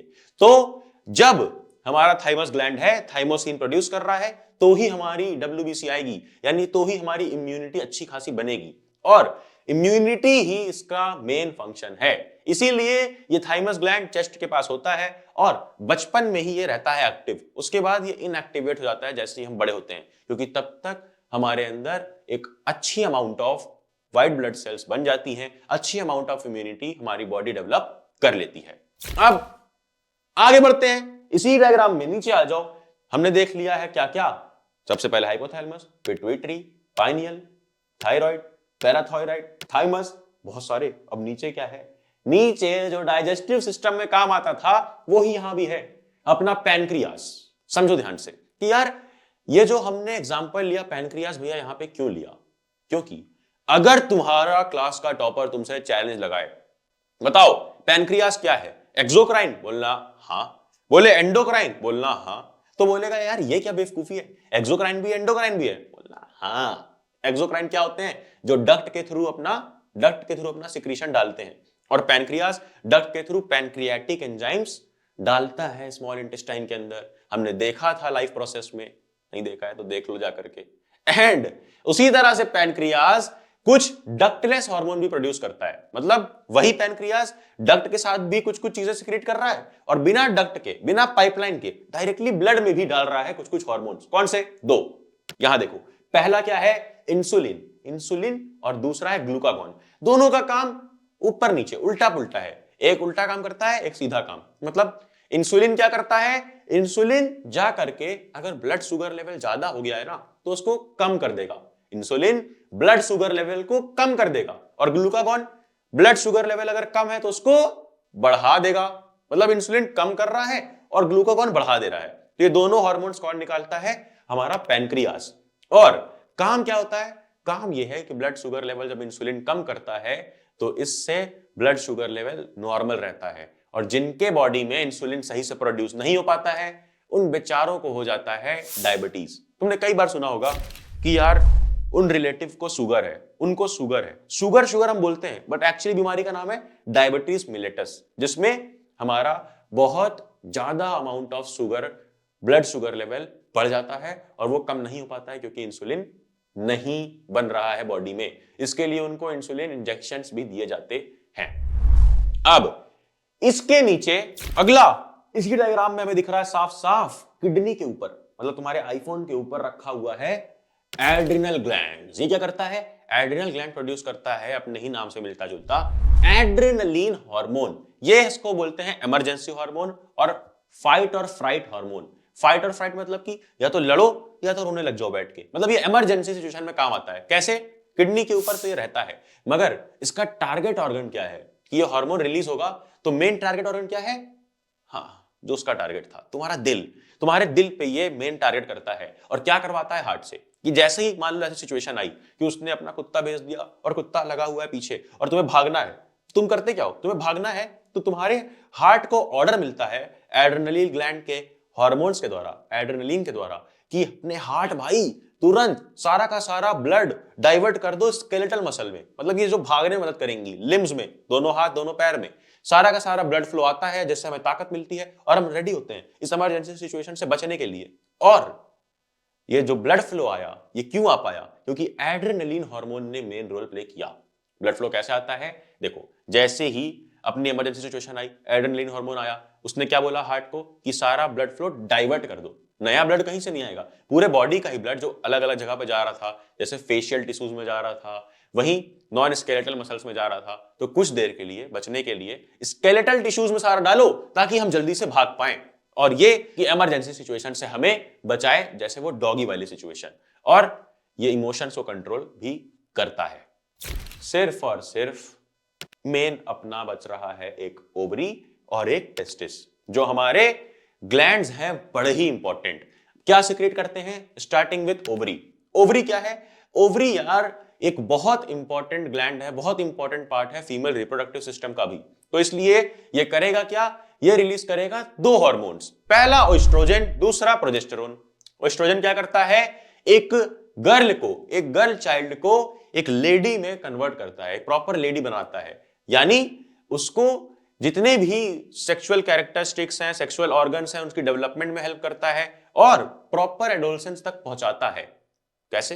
देखो, जो भी चेंजेस हम एडोलसेंस में, प्यूबर्टी में देखते हैं गर्ल्स में, जैसे इनलार्जमेंट ऑफ ब्रेस्ट, जैसे ब्रॉडनिंग ऑफ पेल्विक एरिया, जैसे वॉइस का हाई पिच हो जाना, और जितने भी चेंजेस तुम नोटिस करते हो, वो सारे चेंजेस क्यों हो रहे हैं? एक गर्ल चाइल्ड को, जैसा मैंने कहा, एक लेडी में कन्वर्ट करने का काम कौन कर रहा है? ओएस्ट्रोजन हार्मोन। ठीक है, ये तो एक हो गया। दूसरा प्रोजेस्टेरोन क्या कर रहा है? ये प्रोजेस्टेरोन प्रेगनेंसी के टाइम पे ही काम करता है, अदरवाइज मेन काम ओएस्ट्रोजन का है। तो ये कौन प्रोड्यूस कर रहा था? ओवरी। ठीक है, अगला है हमारा मेल्स के अंदर टेस्टिस। ये क्या काम करता है? ये भी बॉयज को मेन में कन्वर्ट करता है। कैसे? कि ये जितने भी सेक्सुअल कैरेक्टर्स हैं उनका डेवलप करेगा, सेक्सुअल ऑर्गन्स का डेवलपमेंट करेगा, और जो भी चेंजेस हमारे होते हैं एडोलसेंस में, प्यूबर्टी के टाइम में, वो सारा टेस्टोस्टेरोन के ही वजह से होते हैं। क्या चेंजेस देखने मिलते हैं? ब्रॉडनिंग ऑफ शोल्डर्स, बियर्ड मॉस्टेज का आना, वहीं वॉइस का लो पिच हो जाना, मतलब वॉइस ऐसी भारी हो जाना, एंड ऐसी कई सारी चेंजेस जितनी भी चेंजेस तुम नोटिस करते हो वो सारी क्यों हो पा रही हैं? क्योंकि हमारे पास टेस्टिस में प्रोड्यूस हो रहे हैं टेस्टोस्टेरोन हार्मोन्स। तो हमने जितने भी हार्मोन्स हैं फीमेल मेल सबको देख लिया, बट एक चीज याद रखना कि एक टेम्पररी हार्मोन आता है, टेम्पररी ग्लैंड आता है, क्या? प्लेसेंटा। प्रेगनेंसी के टाइम पे प्लेसेंटा बन जाता है, रिप्रोडक्शन में पढ़ोगे, और वो कई सारे इंपॉर्टेंट हार्मोन्स जो यहां लिखे हैं तुम्हें याद नहीं करने हैं, लेकिन ये इंपॉर्टेंट हार्मोन्स प्रोड्यूस करता है, और ये बात तुम्हें मालूम होनी चाहिए। बट टेम्परली करता है, जब प्रेगनेंसी होती है उसी टाइम पे ये सारे हार्मोन्स रिलीज करेगा, जिसका नाम क्या है? ग्लैंड का नाम प्लेसेंटा। ठीक है भाई, आपका नॉलेज तो कमाल का। पढ़ लिया सारे हार्मोन्स। अब मुझे एक सवाल का जवाब दो कि कैसे इतने सारे हार्मोन्स प्रॉपर अमाउंट में हो रहे हैं, जितना चाहिए उतना ही रिलीज हो रहे हैं, फिर रुक जा रहे हैं, फिर जब बॉडी को जरूरत पड़ रही है फिर रिलीज हो रहे हैं, फिर रुक जा रहे हैं। ये हो पाता है, मैंने बताया था, हमारे फीडबैक मैकेनिज्म की वजह से। पैनक्रियास का ब्लड शुगर लेवल बढ़ गया, ब्लड शुगर लेवल बढ़ गया, तो पैनक्रियास क्या करता है? इंसुलिन प्रोडक्शन बढ़ाता है। इंसुलिन बढ़ाएगा तो ब्लड शुगर लेवल कम कम कम कम कम कम कम कम कम हुआ, कम हुआ। अभी कितना कम हुआ? जैसे ये नॉर्मल स्टेट पे वापस आया उसी समय फीडबैक जाएगा पैनक्रियास को कि अब बंद कर दो, अब नहीं चाहिए तुम्हारा इंसुलिन, अब बंद करो प्रोडक्शन। तो इंसुलिन का प्रोडक्शन रुक गया और हमारा ब्लड शुगर लेवल भी एक नॉर्मल स्टेट में रुक गया। अदरवाइज ये काफी कम हो जाता अगर सही टाइम पे फीडबैक नहीं दिया जाता। तो फीडबैक मैकेनिज्म बहुत हेल्प करता है सही अमाउंट में, सही टाइम पर और सही तरीके से हार्मोन्स रिलीज करवाने में, और कब रोकना है उसमें भी। एंड इसी के साथ हमने नर्वस सिस्टम, एंडोक्राइन सिस्टम, दोनों ही प्लांट्स, ना प्लांट्स रह गया यार, एनिमल्स पढ़ा है अभी तक, ह्यूमंस पढ़ा है, प्लांट्स कहां है? तो आओ चलो प्लांट्स में देखते हैं कि कौन कौन से मूवमेंट हैं और कैसे हो रहे हैं। टच किया, बंद हो गया, फिर खुल गया, फिर टच किया और फिर से बंद हो गया। यार ये कैसी लीव्स हैं? क्या हो रहा है इनमें? अरे यार मैंने बहुत बार बचपन में ये काम किया है। जब मैं क्लास 5-6 में था तो मेरे घर के बाहर ये टच मी नॉट प्लांट लगा हुआ था, जिसका साइंटिफिक नाम पता है क्या है? साइंटिफिक नाम है मिमोसा प्यूडिका। इसमें होता क्या है कि जब तुम टच करोगे तो सारी लीव्स बंद हो जाएंगी, जब हाथ हटाओगे देखोगे कुछ देर बाद खुल जाएंगी, फिर टच करोगे और फिर सारी लीव्स बंद हो जाती हैं। अब एक मूवमेंट तो इस टाइप का प्लांट में देख लिया हमने। एक और मूवमेंट है कि जब भी तुम अपनी विंडो के बाहर जहां पर थोड़ी धूप आती होगी वहां पर एक प्लांटलेट लगाना, मतलब एक पौधा छोटा सा उसको रख देना, और देखोगे कि जिस साइड में धूप है, जिस साइड से सनलाइट आ रही है, उसी साइड में ऐसे शूट पार्ट, स्टेम पार्ट जो है प्लांट का वो मुड़ जाएगा, धूप की तरफ मुड़ जाएगा। तो एक मूवमेंट ये हो गया। यहां पर तो कोई डायरेक्शन नहीं थी, बस टच पर डिपेंड हो रहा था। यहां पर डायरेक्शन है, मतलब कि भैया प्लांट्स में दो टाइप की मूवमेंट है, एक डायरेक्शनलेस, कोई डायरेक्शन नहीं है, और एक डायरेक्शन के साथ, मतलब एक बिना दिशा के और एक दिशा के, डायरेक्शन वाली दिशा, डायरेक्शन के साथ। अब समझो ध्यान से, ये दो टाइप के मूवमेंट को क्या बोला जाता है? एक होता है नेस्टिक मूवमेंट और एक ट्रॉपिक मूवमेंट। तो नेस्टिक एन से है और एन से ही टर्म है नॉन डायरेक्शनल।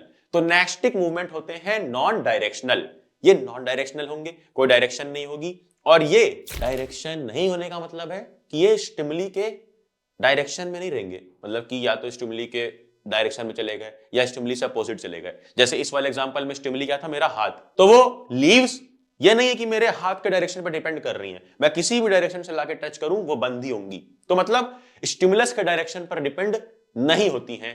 ठीक है, दूसरी चीज कि जो भी मूवमेंट ये प्लांट शो करता है हमारे नेस्टिक मूवमेंट्स में, वो कैसे कर पाता है? टर्गर चेंजेस की वजह से, यानी वाटर लेवल में चेंजेस होते हैं और उस वजह से ही ये लीव्स बंद हो रही थी, खुल रही थी। ठीक है, और इधर साइड पे क्या है? इधर साइड पे वाटर लेवल नहीं है, इधर साइड पे डायरेक्शनल मूवमेंट है, कर्वेचर की वजह से। नहीं मतलब नहीं समझ में आ रहा है? अरे यार कर्वेचर मतलब होता है ऐसा एक साइड, ठीक है, कर्वेचर, कर्व पढ़ा होगा लाइट चैप्टर में, तो एक साइड के कर्वेचर पे ही वो स्टिमुलस का असर होता है और एक साइड ऐसे बेंड हो जाती है। अभी और एग्जांपल हम देखेंगे। और वहीं तीसरा पॉइंट, इधर साइड स्टिमुलस अपना डिफ्यूज्ड है, डायरेक्शनलेस है, और इधर साइड अपना स्टिमुलस डायरेक्शनल है, यूनिलैटरल है, एक साइड से ही स्टिमुलस आता है। जैसे ये वाले एग्जांपल में भी एक साइड से सनलाइट पड़ रही थी और रिस्पॉन्स भी डायरेक्शनल था। तो ये दोनों डिफरेंस हैं। कई सारे एग्जांपल इधर हैं, कई सारे एग्जांपल इधर हैं। डिफरेंस है नाइस्टिक और ट्रॉपिक मूवमेंट में। हमारा मेन फोकस इस चैप्टर पे होगा ये ट्रॉपिक मूवमेंट्स के ऊपर, कि जो भी डायरेक्शन वाले मूवमेंट्स हैं। टोटल कितने हैं? यस, 5 हैं। कैसे? पहला फोटोट्रॉपिज्म, यानी लाइट के स्टिमुलस। फोटोट्रॉपिज्म में स्टिमुलस क्या रहेगा? लाइट का स्टिमुलस रहेगा। दूसरा हाइड्रोट्रॉपिज्म, जैसा कि नाम बोल रहा है, यहां पर स्टिमुलस क्या होगा? वाटर होगा। और तीसरा जियोट्रॉपिज्म, जैसा नाम बोल रहा है, यहां पर स्टिमुलस क्या होगा? जियो। नहीं नहीं नहीं नहीं, अंबानी वाला नहीं, GEO, विच इज अर्थ। ठीक है, अर्थ होगा स्टिमुलस। और वही चौथा क्या है? चौथा है कीमोट्रॉपिज्म। कीमो मतलब यहां पे स्टिमुलस कोई केमिकल होगा। और पांचवा थिग्मोट्रॉपिज्म, बड़ा इंपॉर्टेंट एग्जांपल इसका है।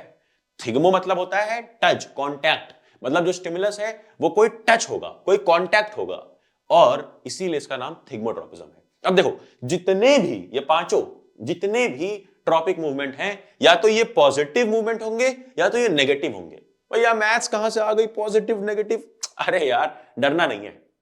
पॉजिटिव मूवमेंट वो है जो स्टिमुलस के ही डायरेक्शन में होंगे। जिस डायरेक्शन में स्टिमुलस है, अगर उसी में मूवमेंट हो जाए, यानी स्टिमुलस की तरफ ही मूवमेंट हो रहा है, तो वो पॉजिटिव है। ठीक है। और वहीं अगर स्टिमुलस के अगेंस्ट डायरेक्शन में, मतलब जिस डायरेक्शन में स्टिमुलस है उसके उल्टी डायरेक्शन में मूवमेंट हो रहा है प्लांट का, तो वो होता है negative movement, negative tropic movement. अब कौन सा? एग्जांपल से देख लेते हैं, स्टार्टिंग विथ फोटोट्रॉपिज्म जो हमने देखा था। फोटोट्रॉपिज्म बताओ क्या है? ये जो एग्जांपल है फोटोट्रॉपिज्म का, कि हमने प्लांटलेट रख दिया, पौधा रख दिया, और वो सनलाइट की तरफ ही उसकी शूट, उसकी स्टेम बेंड हो जा रही है, तो ये पॉजिटिव है या फिर नेगेटिव है? देखो, डायरेक्शन सनलाइट की जिधर है ना, जिधर स्टिमुली है, स्टिमुली अपना सनलाइट है, फोटोट्रॉपिज्म नाम में ही पता चल रहा है। तो अब जो डायरेक्शन है सनलाइट की, उसी डायरेक्शन में मूवमेंट हो रहा है, उसी डायरेक्शन में बेंडिंग हो रही है, तो ये पॉजिटिव फोटोट्रॉपिज्म कहलाएगा। इसी में अगर इसी एग्जांपल में देखना चाहोगे ना कि नेगेटिव फोटोट्रॉपिज्म क्या है, तो वो जो रूट्स होती हैं वो उल्टी बेंड रहेंगी, लाइट के डायरेक्शन में नहीं, वो इधर साइड बेंड हो जाएंगी, और इसीलिए रूट शो करती हैं नेगेटिव फोटोट्रॉपिज्म। मतलब लाइट जिधर है उधर तरफ बेंड नहीं होंगी, उल्टा बेंड हो जाएंगी। अब अगला एग्जांपल फोटोट्रॉपिज्म के बाद है अपना, यस करेक्ट, फोटोट्रॉपिज्म के बाद आता है हाइड्रोट्रॉपिज्म। तो हाइड्रोट्रॉपिज्म का एग्जांपल अगर देखना है तो तुम सिंपली एक नई नई रूट देखो, मतलब जहां पर एक नया नया बिल्कुल हमने प्लांट लगाया हो, उसकी रूट्स देखना। और कब देखना? जब बगल में तुमने एक वाटर सोर्स रख दिया हो, मतलब बगल में थोड़ा गड्ढा कर दो और थोड़ा पानी रख दो, और कुछ दिन बाद आकर के देखोगे तो देखोगे नीचे रूट्स पानी की तरफ मुड़ी होंगी। जो रूट्स है ना नीचे अंडरग्राउंड, वो रूट्स पानी की तरफ, पानी के डायरेक्शन में मुड़ी होंगी। और हाइड्रोट्रॉपिज्म में पानी ही तो हमारा स्टिमुली है, स्टिमुलस है। अब ये जो स्टिमुलस है उसी की डायरेक्शन में रूट मुड़ गई, तो रूट शो कर रही है पॉजिटिव हाइड्रोट्रॉपिज्म। वहीं नेगेटिव क्या है? नेगेटिव शूट है यार, वो जो शूट है वो पानी के डायरेक्शन में नहीं जाती है। कैसे? इसका एग्जांपल एक और है। एग्जांपल ये है कि भाई जब तुम पानी डालते हो तो वो पानी मिट्टी में आता है, नीचे सॉइल में आता है, और सॉइल में रूट भाग रही है पानी ढूंढते हुए, रूट भाग रही है नीचे, वहीं शूट ग्रो हो रहा है ऊपर, शूट ऊपर ग्रो हो रहा है। तो ये एग्जांपल है कि शूट नेगेटिव हाइड्रोट्रॉपिज्म शो कर रहा है, क्योंकि वो पानी के डायरेक्शन में नहीं जा रहा है, उल्टा जाता है, तो वो नेगेटिव हाइड्रोट्रॉपिज्म का एक अच्छा एग्जांपल है। वहीं तीसरा जियोट्रॉपिज्म, अरे यार वो अंबानी वाला नहीं, GEO वाला है, और यहां पर जियो का मतलब अर्थ है। तो यहां पर जियोट्रॉपिज्म का क्या एग्जांपल दे सकते हैं? वही जो हमने दिया कि जो प्लांट होता है उसकी रूट अर्थ की तरफ तो भाग रही है, पानी की तरफ तो भाग ही रही है, मैं पानी डाला तो, बट वो एक्चुअली है क्या? वो अंडरग्राउंड सॉइल है क्या? वो अर्थ है, अर्थ के अंदर भाग रही है। तो इसलिए अर्थ की तरफ, अर्थ हमारा स्टिमुलस है, अर्थ की तरफ जा रही है, तो वो क्या है? वो क्या है? यस, वो है पॉजिटिव जियोट्रॉपिज्म। वहीं जो शूट है वो अर्थ की तरफ नहीं, ऊपर भाग रही है, उल्टा, अर्थ नीचे है, उल्टी डायरेक्शन में जा रही है, तो ये क्या है? Negative geotropism. बड़ा सिंपल, बड़ा समझदार और बड़ा अच्छा एग्जांपल। वहीं अगला कीमोट्रॉपिज्म, ये बड़ा इंपॉर्टेंट है, इसको ध्यान से समझना मेरे साथ कि क्या होता है कीमोट्रॉपिज्म में। कीमोट्रॉपिज्म किसी केमिकल की तरफ होता है मूवमेंट। याद करो रिप्रोडक्शन में, वो वाला नहीं, प्रॉपर जो तुमने बायो के चैप्टर में पढ़ा है, उस रिप्रोडक्शन वाले चैप्टर में, कि जब प्लांट्स का रिप्रोडक्शन हमने देखा था, तो प्लांट्स के रिप्रोडक्शन में हमने देखा था कि जैसे ही पॉलन ग्रेन्स आते हैं उसके बाद कुछ देर बाद पॉलन ट्यूब ऐसे आती है, ओवरी की तरफ जाती है। पॉलन ट्यूब की डायरेक्शन क्या है? ओवरी की तरफ। ये एक्चुअली इसलिए होता है क्योंकि ओवरी प्यार से कुछ केमिकल्स निकालती है कि आ जाओ मेरे प्यारे पॉलन ट्यूब, प्यार से कुछ केमिकल्स निकालेगी। अब इन केमिकल्स की ही डायरेक्शन में वो पॉलन ट्यूब ग्रो करती है। केमिकल्स के डायरेक्शन में ग्रो हुई, किसके डायरेक्शन में? केमिकल के डायरेक्शन में। और केमिकल ही हमारा स्टिमुलस था, तो केमिकल के डायरेक्शन में हुई, इसलिए पॉलन ट्यूब शो करता है positive chemotropism towards the chemicals produced by ovary. अब ये तो पॉजिटिव हो गया, इसकी नेगेटिव साइड में तो बताओ। नेगेटिव कीमोट्रोपिज्म वैसे आएगा नहीं, अगर आएगा तो एग्जांपल ये डाल देना कि जो हमारा अंडरग्राउंड में सॉइल में रूट्स होती है ना, जब इसको कहीं पर भी कोई हार्मफुल केमिकल दिखता है, केमिकल के प्रति यहां पर रिस्पॉन्स है, तो जब कोई हार्मफुल केमिकल दिखता है तो वो रूट्स हल्की से अपने डायरेक्शन डाइवर्ट कर लेती हैं, हल्की बगल हो जाती हैं, उस केमिकल में अटैच नहीं होती हैं। कई सारे एसिड वगैरह रहते हैं रूट्स के अंदर, कट, क्योंकि कई सारे एसिड्स वगैरह पाए जाते हैं, हार्मफुल एसिड्स पाए जाते हैं सॉइल के अंदर, तो वो रूट अपने आप को बचा करके निकल जाती है, मतलब केमिकल से अलग डायरेक्शन में चली गई। अगर यहां केमिकल है तो रूट ऐसे आती रहेगी और बगल हो जाएगी, तो ये हो गया नेगेटिव कीमोट्रोपिज्म। अब last but not the least, the main beast of this chapter, thigmotropism, मतलब कि टच यहां पर स्टिमुली है, कांटेक्ट यहां पर स्टिमुली है। क्या एग्जांपल है प्लांट का? तुमने मनी प्लांट देखा होगा, भले ही तुम्हारे घर में पैसे ना हो, बट वो मनी प्लांट जरूर लगा होगा कि पैसे एक दिन आएंगे। वो मनी प्लांट एक्चुअली क्या है? वो टेंडिल वाला प्लांट होता है। उसी मनी प्लांट के बगल में अगर तुम एक ऐसे एक रॉड रख दोगे, एक लकड़ी रख दोगे, तो वो उस पर ऐसे कर्ल अप हो जाएगा, ठीक है। अब ये कर्ल अप क्यों होता है? क्योंकि ये शो करता है थिग्मोट्रोपिज्म। जैसे ही ये हमारा प्लांट टेंड्रिल्स टच में आते हैं, किसी भी चीज के कांटेक्ट में आते हैं, किसके कांटेक्ट में? लकड़ी रख दिया, प्लास्टिक रख दिया, आयरन रख दिया, रॉड रख दिया, कुछ भी रख दो, बस टच में आया तो वहां पर होता क्या है? वहां पर वो कर्ल करते चले जाते हैं उसी ऑब्जेक्ट के अराउंड। अब अगर एक एग्जाम्पल हो गया पॉजिटिव थिग्मोट्रोपिज्म का, कि जिस डायरेक्शन में स्टिमुली रखी है, जिस डायरेक्शन में टच हुआ, उसी डायरेक्शन में कर्ल अप होता गया और ग्रोथ हो गई आगे, तो ये हो गया पॉजिटिव थिग्मोट्रोपिज्म। नेगेटिव थिग्मोट्रोपिज्म के लिए रूट्स ले लो। सॉइल के अंदर रूट्स आ रही हैं, अगर अंदर कोई पत्थर वत्थर रहता है ना जिससे वो टकरा सकता है, तो वो कांटेक्ट होने से पहले ही, कांटेक्ट होने के बजाय वो साइड में निकल जाता है। मतलब कांटेक्ट हुआ जैसे ही उस पत्थर से रूट का, वो बगल में अपनी जगह बना लेगा, रूट्स बगल में आ जाएंगी, निकल जाएंगी। मतलब जो कांटेक्ट है उस डायरेक्शन में ग्रो नहीं होगी, बल्कि अगल बगल अपना रास्ता ढूंढ लेगी, इसलिए कहलाता है नेगेटिव थिग्मोट्रोपिज्म। अब अगर हम बात करें कि हमने इतना पॉजिटिव नेगेटिव देखा, क्या सबके एग्जांपल आएंगे? बिल्कुल भी नहीं, बिल्कुल भी नहीं। एग्जांपल इंपॉर्टेंट किसके किसके आ सकते हैं, वो सारे यहां पर लिख दिए हैं। अब हम लोग एक बहुत इंपॉर्टेंट टॉपिक पर पढ़ते हैं कि भाई ये प्लांट्स, ये जो मूवमेंट कर रहे हैं, ये कैसे कर रहे हैं? क्या इनके पास नर्वस सिस्टम है? बिल्कुल नहीं। क्या इनके पास एंडोक्राइन सिस्टम है? बिल्कुल नहीं। मगर एंडोक्राइन सिस्टम ना होने के बावजूद ये प्रोड्यूस कर लेते हैं अपना खुद के हार्मोन्स, ठीक है। कौन कौन से हार्मोन्स, ये याद करना जरूरी है। आओ देखते हैं बिना याद किए।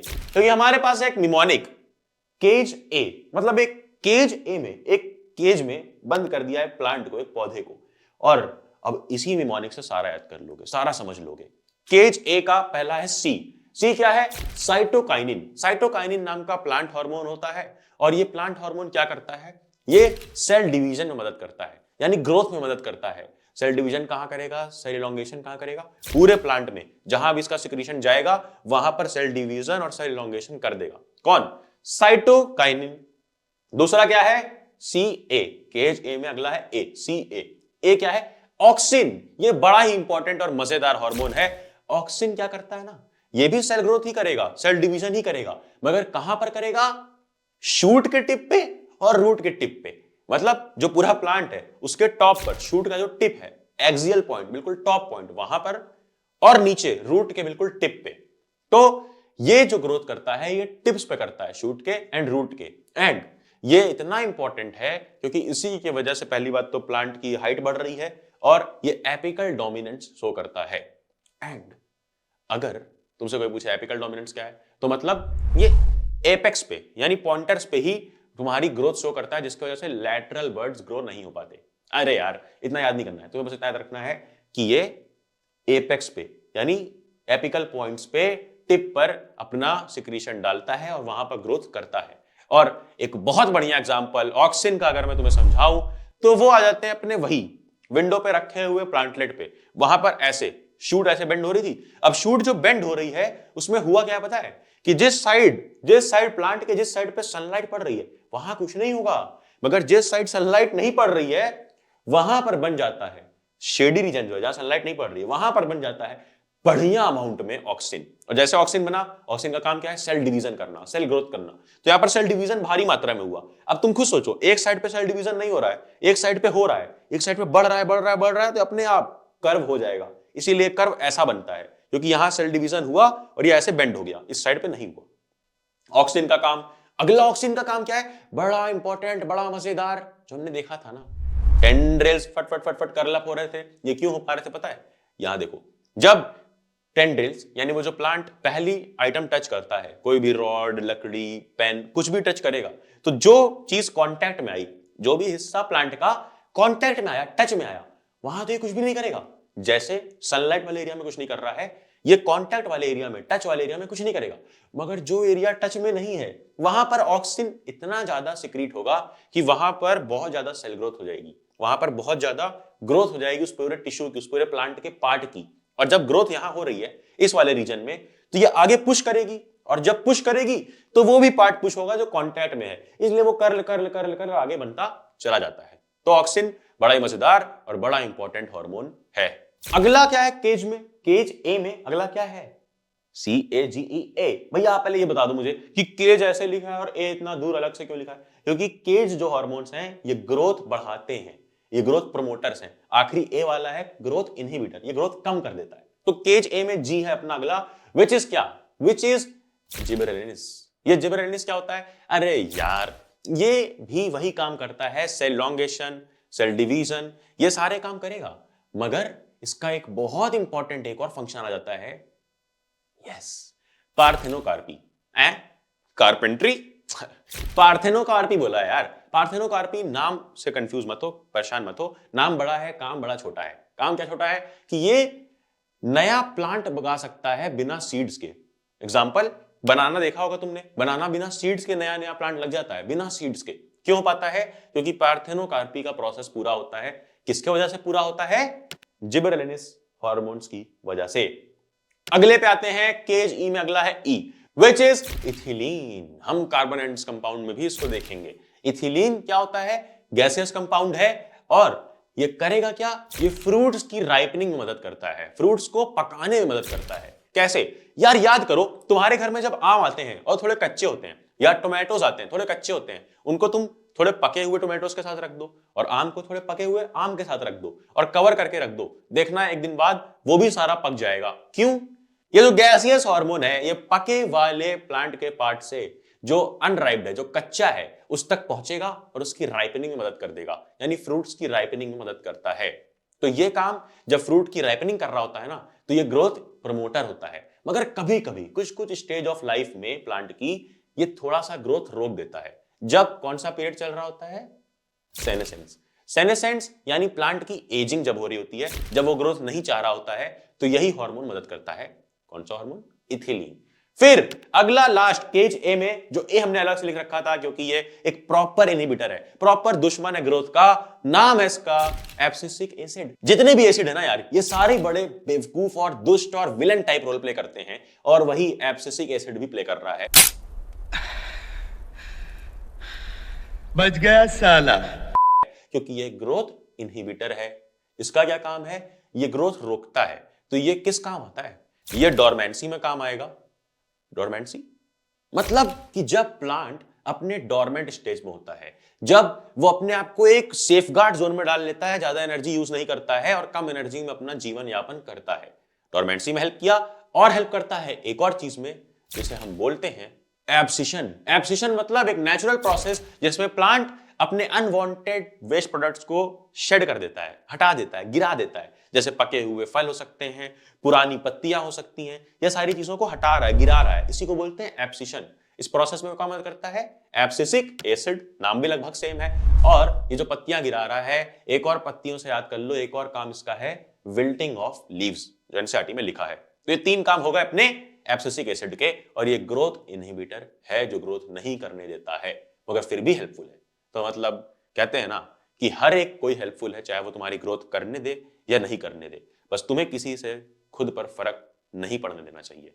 इसी ज्ञान के साथ हमने कर लिया है पूरा प्लांट का भी पार्ट कंप्लीट। और याद रखना, प्लांट हार्मोन्स को किसी किसी किताब में फाइटो हार्मोन्स लिखा होगा, डरना मत। प्लांट हार्मोन्स, फाइटो हार्मोन्स एक ही चीज होती है।